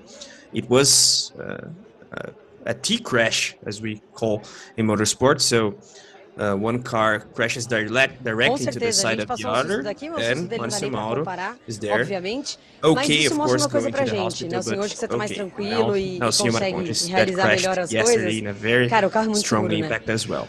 Não, sim, completamente. Na verdade, o susto é quando eu virei passageiro, né? Quando você tá a 215, eu olhou os dados do carro, né? A hora que o carro realmente perde o controle, né? Eu tava 215 km por hora. Quando você vira passageiro na situação, realmente assusta. Mas a segurança do carro é espetacular. Todo mundo me perguntou hoje, e aí, tá dolorido, né? Tá doendo alguma coisa? Eu falei, olha, não tô sentindo absolutamente nada. Na hora que você voltou, que você saiu andando, a gente nem acreditou. Não, nada, nenhuma dor muscular, zero, assim. A gente está com o carro reserva hoje e vamos tentar maximizar os pontos no final de semana. Vamos para cima. É Isso aí. Mas olha, não pensem que o pessoal não ficou trabalhando no seu carro, não. O pessoal tá lá trabalhando e muito. Com certeza, com certeza. E semana que vem tem mais, né? E acho que é legal a gente explicar também o que aconteceu, né? Entrou um detrito na pista, acabou furando o Na verdade, pneu. a gente foi o pneu dianteiro esquerdo, isso já está provado do que aconteceu, né? Foi repentino, ele não foi perdendo pressão, ele realmente explodiu repentinamente. A gente não, é difícil ter certeza, né? Se foi alguma sujeira, se foi uma zebra mais forte, mas assim, foi o pneu. Definitivamente foi o pneu dianteiro esquerdo que estourou. É isso, mas que bom que você tá aqui, graças a Deus. Firme e forte e vai voltar pra pista agora, né, Nelson? Vambora. É acelerar sempre, Ivan. Nice interview there with Nelson Marcondes. They were talking, Nelson and Renata, about the safety of the car. Nelson highlighted that, and they talked about his crash yesterday. He said that he lost control of the car at around 215 kilometers per hour, so Wow, it was quite wow. fast, yes. And now they know what happened. It was actually a puncture in the front left, so he lost completely control of the car and crashed into the tire barrier and the guardrail there. But I believe that's what we have to highlight, Sergio, as you did, because the safety of these cars is something remarkable indeed. Yeah, we see there car number 69 of Daniel Correa. He leads the race right now. And we saw some live images before. This, of course, is a replay. And again, we see the touch of Aijan Mascarello over Márcio Mauro. Actually, it was not there yet. That was Márcio Mauro. Then comes Aijan Mascarello, a very detailed. Behind them, it was number 1 of Urubatan Júnior. So that was not exactly the moment. Anyway, we saw the images live before, Carlos, and the drivers are getting back to their cars. Some already in their cars, so soon we should have race again. So Porsche crew was able to clean the track. Márcio Mauro was taken to the hospital. We hope and we pray that everything is good with him. And as you see there, most drivers are already in their cars. These are live images again. Ivan? Although the driver of the safety car is still there waiting for the order to go back to the track. Yeah, I believe Renata will interview someone, but that's it. The Tô aqui fact com ele que that tá we muito didn't have concentrado, an bem- impact on the guardrails or tire Caio barrier, it Castro, helps a lot. voltar pra pista agora, acelerar com tudo. Caio Castro, não. Como é que você administra esse intervalo que teve? Dá uma esfriada ou não? Tudo bem, Nelson? Tudo bem? Mano, tá muito quente. Tá muito. Tô tendo que administrar a temperatura do corpo, se é que isso é possível. Isso piora tudo, né? Condição de pneu, muda um pouco do traçado, a gente passa a fazer algumas curvas reduzindo uma marcha a mais do que o comum. E algumas coisas saem como inesperado, esse acidente. Sim. Obviamente tá tudo bem, mas a gente até que passa ali na hora, como foi o caso do acidente do Nelson Marcondes ontem, eu parei de acelerar, tipo, falei, mano, dá um susto na hora assim, né? Então, essa condição, além de desgastar muito o piloto, ela desgasta muito o equipamento e fica um pouco até perigoso. É um negócio de deixar o corpo quente, mas a cabeça fria. Tentar. Se é que é possível. Força, obrigada, boa prova. Ivan? We heard that from Caio Castro, the actor turned driver, and he was talking about the heat. It is indeed very hot in Goiania, and the track temperature is a factor as well. So you have to manage the tires, the whole equipment, the whole car, and it's sometimes dangerous. So Caio Castro was talking about that, and the challenge that is this whole equipment management, especially in a race in which you have the red flag, because then you lose the momentum, you have to refocus and concentrate once more on the race. But that's an interesting challenge for himself, Caio Castro, as a driver that is currently in a good form, I would say, because he isn't that experienced in motorsport, but he doesn't. He's actually in a good season, especially considering the consistency, the fact that he doesn't crash the car, and he is actually close to his class rivals there. At the back, we see the city of Goiania. It's about 1.5 million inhabitants. Like we said before, it's not that far from Brazil's capital, the city of Brasilia. We're still waiting for the race to resume. Most of the drivers, if not all the drivers, are inside their cars. And it's hot, Carlos, because, I think they are hoping to go back. And we see Rajan Mascarello. He said he has a problem with his radiator, but they maybe fixed his car and he's positioning himself. A gente sofre porque a gente vem pra Goiânia, a gente não mora aqui, né? Então a gente sofre com esse calor. Eu quero saber se o Daniel Corrêa, que tá correndo em casa, se pra ele tá tudo bem, esse calor tá bem acostumado, né, Daniel? Nada fora do normal. Não, de jeito nenhum. Inclusive isso aqui é gelo, para ver se baixa um pouco a temperatura. Aqui dentro do carro eu calculo que deva estar uns 60 graus. Mas é sempre bom acelerar em casa de qualquer maneira, né, Dani? Rádio. Olha lá, rádio. A hora que o rádio começa a falar, ele não escuta. O rádio tá Interruption by the radio communication there. So Renata is waiting to resume the interview, but Daniel was talking about the challenge of the heat. He's a Goiania driver, so a local, but anyway, it is hot even for himself, and he estimates that inside the cockpit they reach 60 degrees Celsius, so it is very hot indeed, Sergio. Yes, it's a very tough situation for the drivers. We saw number 20, Vina Neves there. Vina Neves, who is 11th at this point. Ahead of him is Miguel Mariotti. Again, Carlos, the drivers, Dani, they really want to go back é sempre muito especial correr em casa, né? Correr aqui em Goiânia. Sempre é muito bom correr em Goiânia. Eu tive a honra de ganhar em Goiânia em 2015 e foi muito legal. Eu espero conseguir também terminar essa corrida em primeiro. Eu já estou muito feliz da performance, mas vamos torcer para que eu consiga terminar a corrida em primeiro. Valeu, Dani. Boa prova para você. Ivan?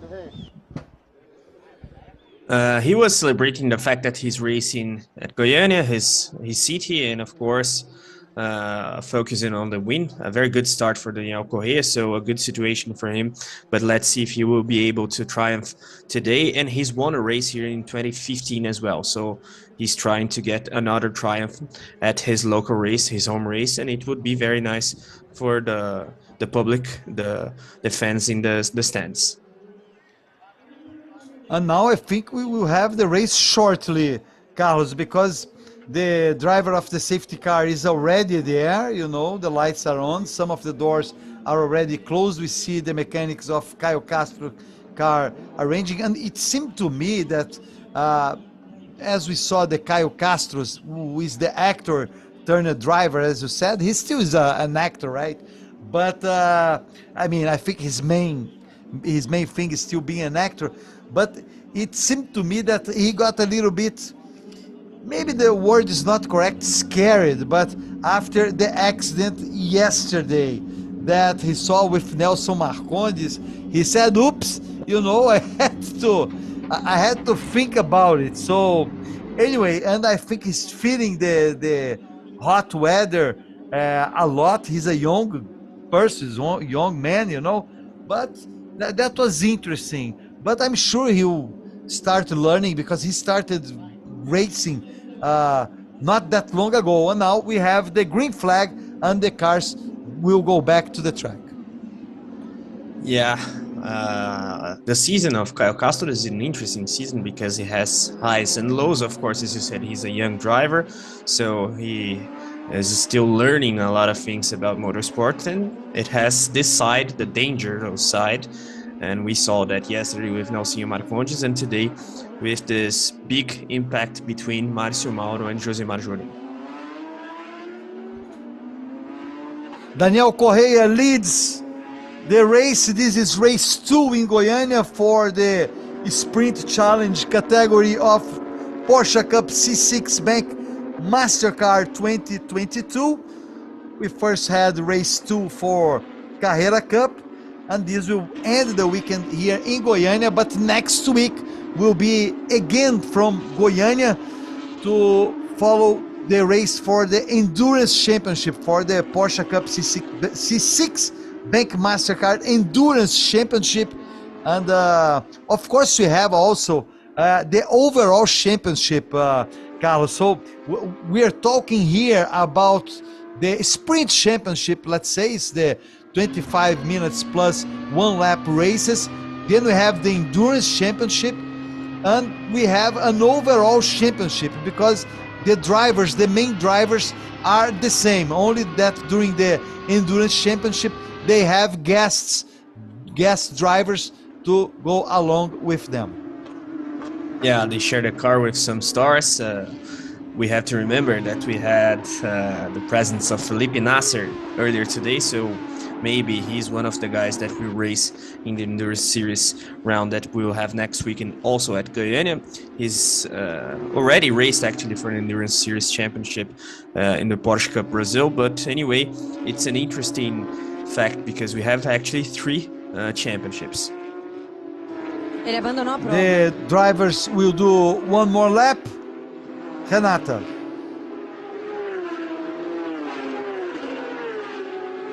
Well, I thought I had heard Renata anyway.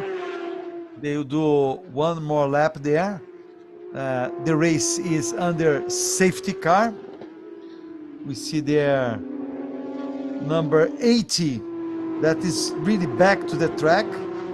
So that's something good for Raijan Mascarello. Raijan Mascarello thought he was going to have to abandon the race due to a problem in the radiator, but now he's way behind. He's in the 21st position, Carlos. And Christian Moore, that's his adversary for the title, is in the 7th position.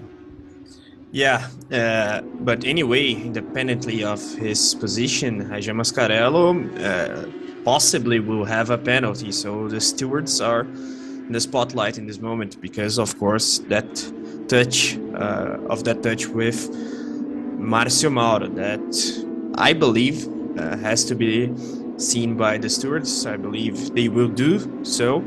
And even if we don't have a penalty today, then the data and that kind of stuff that they have from Raijan Mascarello's car, it will be analyzed.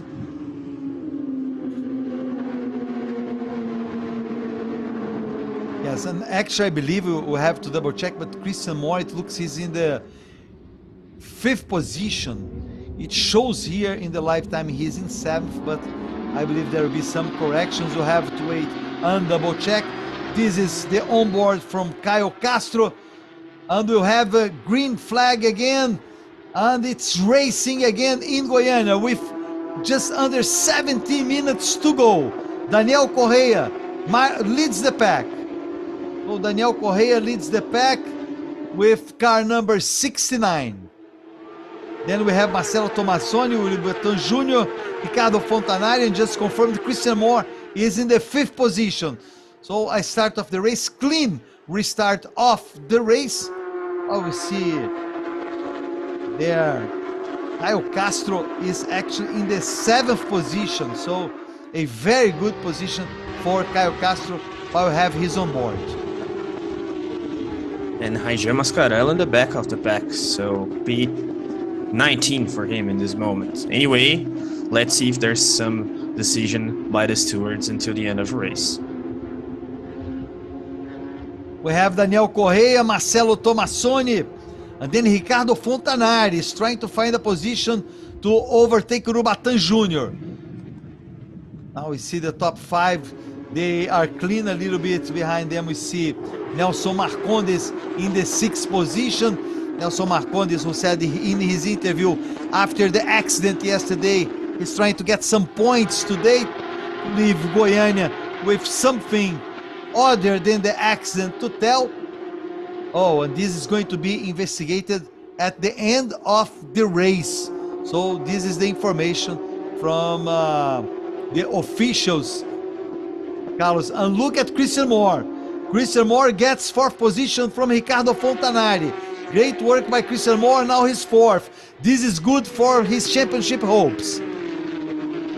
Yeah, definitely. All of a sudden, it turned out that it's a good race so far for Christian Moore because of the incidents involving Raja Mascarello, of course, but anyway, he has a good pace, climbing the pack there, overtaking Ricardo Fontanari, and let's see if he'll be able to attack Urubatán Jr., but anyway, he has to think about the championship. So when we talk about drivers going a little bit over-aggressive in overtaking attempts and so on, Christian Moore has to be focused, of course, he has to be aggressive, but avoid unnecessary risks. But anyway, good situation for him.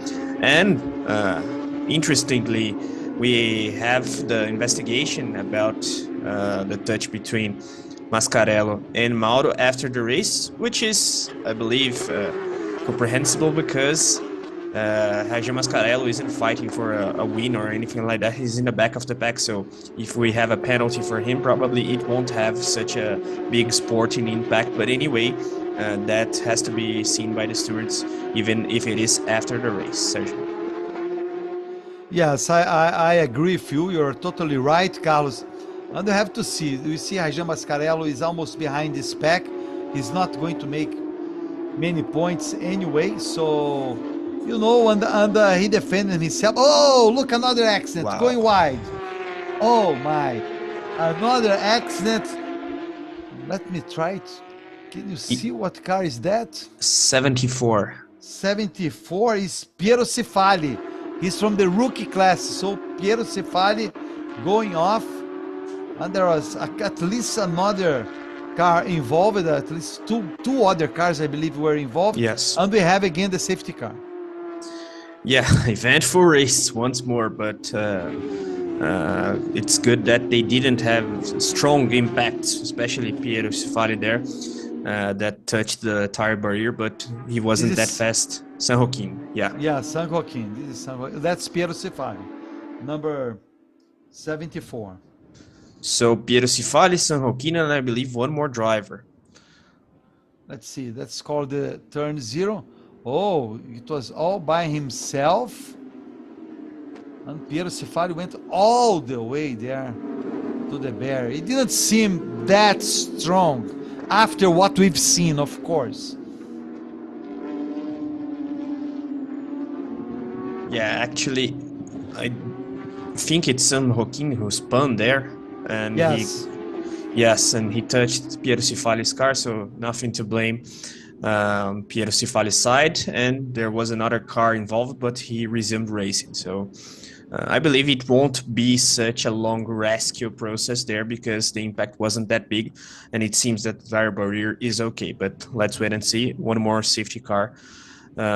One more time deployed. I believe that last time around at Termas de Rio Hondo we had a busy weekend for the safety car as well, but anyway, safety is the most important thing always. Oh yes, we have 11 minutes and a half, a little bit over 11 minutes and a half to go.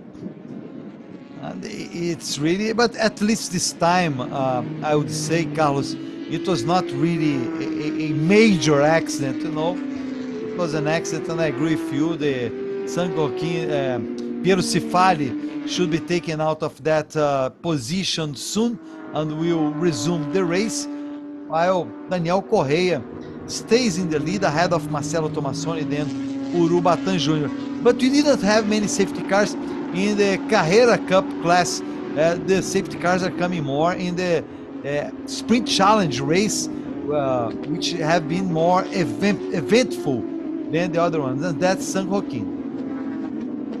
Yeah, let's see if that loose body work has an impact on his tire there, but so far so good apparently for him, even though in terms of performance, it certainly has an impact. But anyway, it's natural that we have more safety cars in the Sprint Challenge races because theoretically these drivers aren't as highly ranked, let's put it that way, compared to Carrera Cup drivers. This championship, the main championship, we have drivers such as Miguel Paludo, for example, that just this year has raced in the NASCAR Xfinity Series Championship, for example. And these guys from the Sprint Challenge Championship, they aren't that experienced and that skilled, theoretically, of course. So the risk of crashes and that kind of stuff, it is bigger. That's a natural thing, of course. Yes. Miguel Mariotti is currently the leader in the sport class. In the rookie class, Gustavo Zanon is the leader. Miguel Mariotti is in the 7th position, so it's a very good race for him. He started in 10th, so he got 3 positions so far. And Guilherme Zanon started in 13th. He is in 13th. We'll have yet another lap with the safety car, while the cleaning of the track is being done by the Porsche Cup organization. It's important to know that in the Porsche Cup C6 Bank MasterCard we have only one team, which is the Porsche team, right, Carlos, which prepares the cars for everybody, for all the drivers, and each driver has its own engineer and its own mechanic to help during the race. They are allowed to do some adjustments, but all the Porsche are prepared by one team, so they are prepared equally, and that's why they have reserve cars on the track. If they have any problem, they can go to the reserve cars if they have any mechanical problem or anything like that. And that's what was said during the interview with Nelson Marcondes. He had that accident yesterday that pretty much destroyed his car, but he's racing today with a reserve car that Porsche team brings to the track. He brings a certain number of reserve cars that they know will be enough, let's say, for any problems that might happen during the race weekend, and that's how it works, Carlos. Yeah, definitely. And the fact that we have only one team, that is Porsche Cup Brazil team, that's one of the reasons why this series is so competitive. So we have to highlight that. The fact that we have spare cars is also important, as you've mentioned, because if there's any issue, then you have another car, and that's what happened with Nelson Marcondes. And it happens quite frequently, actually, so we have to praise the organizers of the series. It is a very serious championship, a very accomplished category, and that's why it is one of the most important series in the South American as a whole motorsport scene, I would say. 7.5 minutes to go. Race is 25 minutes plus 1 lap. Drivers will do at least 1 more lap under the command of the safety car, and Daniel Correia is right now the leader. Let me see here. Daniel Correia, who is in the championship. Let me check here his position in the championship. He is 7th place, so it will be a great victory for him. He's 10 points behind Marcelo Tomassoni, and that will be a great result if Daniel Correia can get this win today. And he's just 11 points behind Urubatan Jr., so it's important for him in the championship standings. Raijan Mascarello leads the way in the championship, but after his problems, he's just 7 points behind Christian Moore. I mean, ahead of Christian Moore. So I believe Christian Moore at least will leave this weekend as the championship leader, Carlos, even though we have to see when they discard their points. Without discarding their points, Christian Moore should leave this weekend as the championship leader. Yeah, the situation is good for him. And when we talk about Daniel Correia, for him, the more the safety car stays on track, the better. So most of the race under safety car, and of course his lead is safe in this moment. But anyway, I believe that we will have a rolling restart, another green flag, because theoretically that rescue shouldn't take that long, and I believe in 2 to 3 laps, or right now, Sergio. Yes, we have green again, and we start the race. Second time, safety car leaves the track, and the race leader is Daniel Correia. He keeps his lead ahead of Marcelo Tomassoni. The two get a little bit ahead of Ricardo Fontanari. Christian Moore and Ricardo Fontanari side by side. Christian Moore actually loses position. It was not a good restart for Christian Moore. Look at this Christian Moore. He loses the... some other drives goes wide here. And Christian Moore, he loses 2 or 3 positions, Carlos. It was a very, very bad restart for Christian Moore.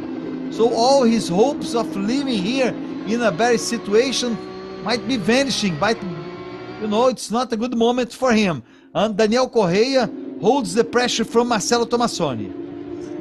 Yeah, Christian Moore lost 2 positions there to Caio Castro and Ricardo Fontanari. Now we have decision there. The car number 71 has been disqualified because of the crash with car 74. So it is San Joaquin disqualified because of that incident with Piero Cifali. But anyway, not a good restart for Christian Moore, even though with his experience we can expect him to reclaim at least one of those positions. But Caio Castro seems to have a good pace, and Ricardo Fontanari is actually attacking Urubatán Jr. So a tricky situation there for Christian Moore, one of the title contenders alongside Rajan Mascarello. There we see Urubatán Jr., Ricardo Fontanari and Caio Castro. This battle for the 3rd position. Look at Fontanari. Fontanari puts on the inside, gets 3rd position from Urubatán Jr. And then he goes wide. He goes wide and he loses position. He loses many positions. Ricardo Fontanari, he was way too aggressive. And Caio Castro gets the position from Urubatán Jr. What a nice position for Caio Castro. He's 3rd right now, behind Daniel Correia and Marcelo Tomassoni. Let's look again at what happened. Look at Ricardo Fontanari going wide, and Urubatán Jr. at that moment lost a little bit, Carlos. And then Caio Castro was able to get 3rd position. Let's follow his on board. Yeah, actually, Ricardo Fontanari, he hit the brakes too late there, so he went wide, and that was also a factor for Urubatán Jr. because Ricardo Fontanari's car crossed right in front of him, and Caio Castro went to the overtaking the inside line there. So nice maneuver from the actor and driver, and we see that he's in a good performance standard this race with the 3rd spot there, and maybe even more if he's able to attack Marcelo Tomassoni. But it seems Tomassoni and our leader Daniel Correia, they are in a league of their own. There we see Nelson Marcondes trying to get the position from Ricardo Fontanari.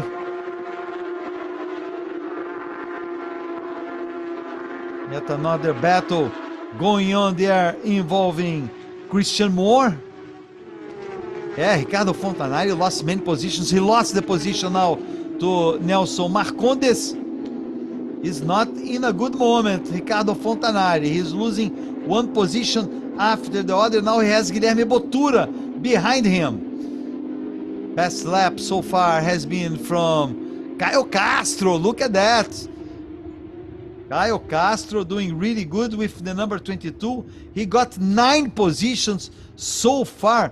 Carlos, he's in a very good shape. Definitely, but I believe he won't be able to attack Marcelo Tomassoni. Whoa, once more. Spin. Junior Dinardi. Junior Dinardi. And I cannot see the other car. Was that? Let's double check. Maybe Abul Taif. Maybe Nelson Abul Taif. Let's see.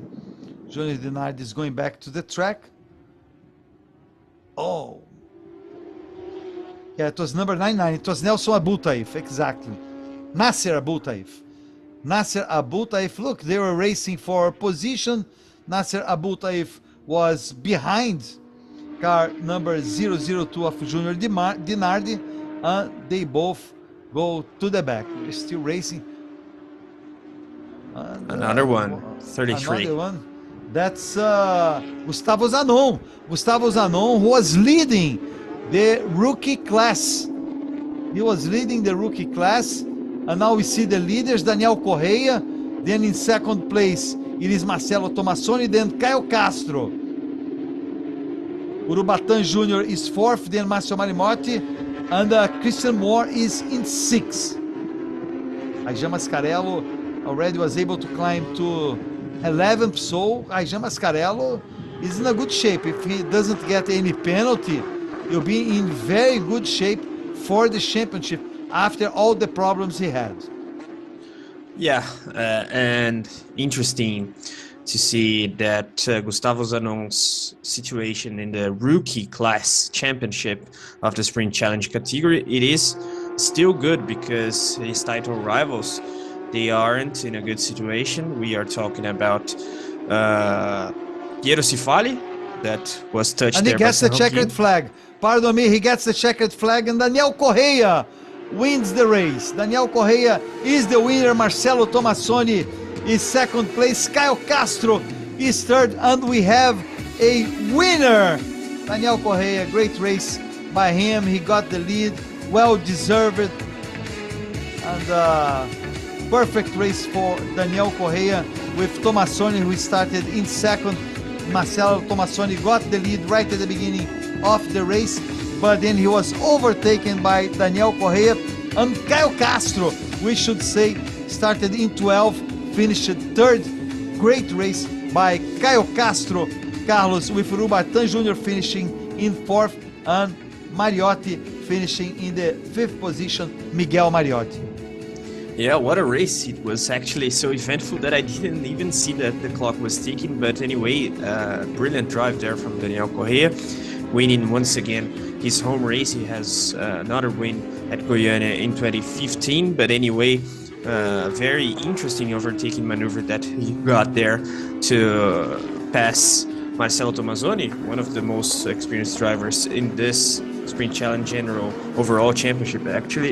And we see another replay of, yeah, that was car number 33 there. That's why he retired. But anyway, very dominant drive from Daniel Correia, especially after his overtake, even though most of the race was under the safety car. But anyway, he has to celebrate a lot in front of his home crowd. And we have to highlight as well Caio Castro. And I was talking about the rookie class situation. Actually, that is still good for our leader Gustavo Zanon, that retired there, but also an eventful race for Piero Cifali and San Joaquin. In the sport class, another win for Miguel Mariotti, and good drive from Miguel Mariotti actually, because he was battling with the guys from the general class. That's it, Junior Dinardi, the winner. Then for the rookie class, good for him. Yeah, Junior Dinardi, Carlos, finished in the 16th position. He was the last car finishing the race because of the accident with Gustavo Zanon. Gustavo Zanon was leading up to very close to the end when he had that accident. So Junior Dinardi was the only driver from the rookie class who finished the race. All the other ones, Gustavo Zanon, Nasser Abutaif, San Joaquin, all them had problems, as well as Piero Cifali. Now we see Daniel Correia commemorating, great victory by Daniel Correia. So he started the weekend 7th in the championship, and this is his first victory this year. So great work by Daniel Correia. Oh, watch out, Daniel. don't do any damage to your legs. Yeah, and PK Sports themed helmet, very interesting helmet of Daniel Correia. He will certainly be very happy with this win, and of course winning his home race is something very special he has to celebrate. But as you said, watch out for the legs, Sergio. Ivan? Let's listen to Renata. Dani, desde 2015 esperando por uma nova vitória, acontecer em casa é bom demais, né? Não podia acontecer em lugar melhor. A gente vem batendo na trave o ano inteiro, andando bem, e ainda bem que deu certo aqui. Foi uma estratégia boa que eu adotei. Tô feliz. Agora é só comemorar. Agora é só comemorar em casa. Feliz por dar isso pro pessoal aqui que torceram, né? Gostei. Obrigada, Dani, parabéns. Obrigado, Rê. Obrigado. Ivan. A very happy Daniel Correia there celebrating his home win, and of course it's a special place to triumph in this championship.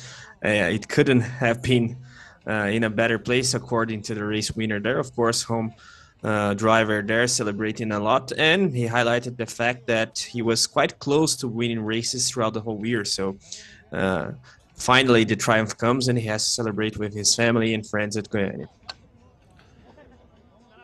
Miguel Mariotti was the winner for the sports class. He finished 5th overall. Great work by Miguel Mariotti. And he has a good coach there, a karting world champion, Ruben Carrapatoso. We had this year another Brazilian winning the go-kart world champion, Matheus Morgato, and Ruben Carrapatoso won, racing against actually Fernando Alonso. So that's also an interesting side of this Porsche Cup Brazil series, Sergio. A lot of interesting names of the motorsport scene in Brazil or internationally, coaching the drivers of both the Sprint Challenge Championship and Carrera Cup Championship. Now we have the podium. 5th place was Miguel Mariotti. He also won the sports class. 4th place, Urubatan Jr. We started in the 3rd position. 3rd place, Caio Castro, starting from 12. Then we have Marcelo Tomassoni, who started 2nd, finished 2nd. And Daniel Correa started 4th, finished 1st. Great win by Daniel Correa. It had been a long time since his last win, and he finally got the top trophy again. Congratulations to Daniel Correa, who is a local. He is from the city of Goiania. He knows this circuit very, very well in this very eventful race. And I was wondering, Carlos, who pays for the damage? Because I don't remember seeing a race with so many damaged cars in the Porsche Cup C6 Bank MasterCard. And now there we have the top 3, the winners for each of the category, the classes, the main and the then sports class and rookie class. Yeah, an eventful race, and just this race 2 of the Sprint Challenge Championship, we had the retirements of 6 cars: Gustavo Zanon, Nasser Abultaif, Sanroquin, Piero Cifali, Márcio Mauro, and Josimar Jr. Apart from that, the retirements that we had yesterday, both in the Sprint Challenge Championship and also in the Carrera Cup. So a busy weekend and a busy week to come for the Porsche Cup Brazil crew in order to reestablish these cars to their normal state, to their competitive state, because of course they have to have the spare cars in the beginning of the weekend, because if there's any crash, then they can use another car. But anyway, we all know how serious this championship, this category is, and that's why we always have entertaining races at the Porsche Cup Brazil. Yes, we'll be here next Saturday and Sunday in the same Goiania International Circuit, Ayrton Senna International Circuit, for the endurance race. Qualifying will be on Saturday, the race will be on Sunday, and then we have Junior Dinardi commemorating actually this is Miguel Mariotti commemorating the sports class victory. Then we have 2nd in the sport class, Guilherme Botura, then Ramon Alcaraz, Simão, Cláudio Simão, and then André Gaidzinski. These were the top 5 in the sport class. A great result for Miguel Mariotti, 5th place. It was really good position for him. And in the sport class, he is 6th overall. He started this weekend 6th overall. Guilherme Botura started this race as the leader in the championship, and that result, pretty much Guilherme Botura has the championship in his hands. We'd have to double check, but probably he got already the championship, Carlos, in the Sprint Challenge sport class. Yeah, he had a good advantage there, but anyway, very good race from Miguel Mariotti, as you said. He finished it ahead of one of the title contenders in the main Sprint Challenge Championship, Christian Moore. So that shows how good was his Sunday at Goiania, and he has to celebrate even though he isn't fighting for the championship, because the situation for Guilherme Botura, as you said, is very, very comfortable at least.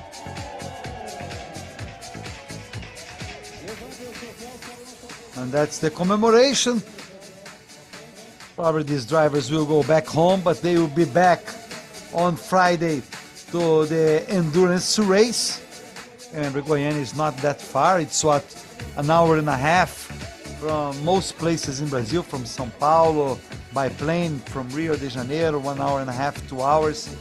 So they all will be back home, but then they will be back here for next weekend, and then they will battling in the last round of the championship in Interlagos during the São Paulo GP, the Formula 1 São Paulo GP, and then the last endurance race will be in the beginning of December. Now we have the winner for the rookie class, that is Junior Dinardi. He was actually the only driver from the rookie class who ended up finishing the race. We saw a few accidents happening at the very end. And let's listen to Renata. She is with Miguel Mariotti. Meu primeiro ano na Porsche Cup, minha estreia, né, foi no início do ano aqui em Goiânia. Voltamos aqui na quinta etapa da sprint aqui em Goiânia. Conseguimos várias corridas boas, né, 2 corridas sensacional. Na classificação não fomos muito bem, mas na corrida conseguimos um ritmo muito forte e fomos conquistando posições por posições e conseguimos aí 4 troféus aí no fim de semana fantástico para nós. Parabéns, agora vai curtir. Muito obrigado. Ivan?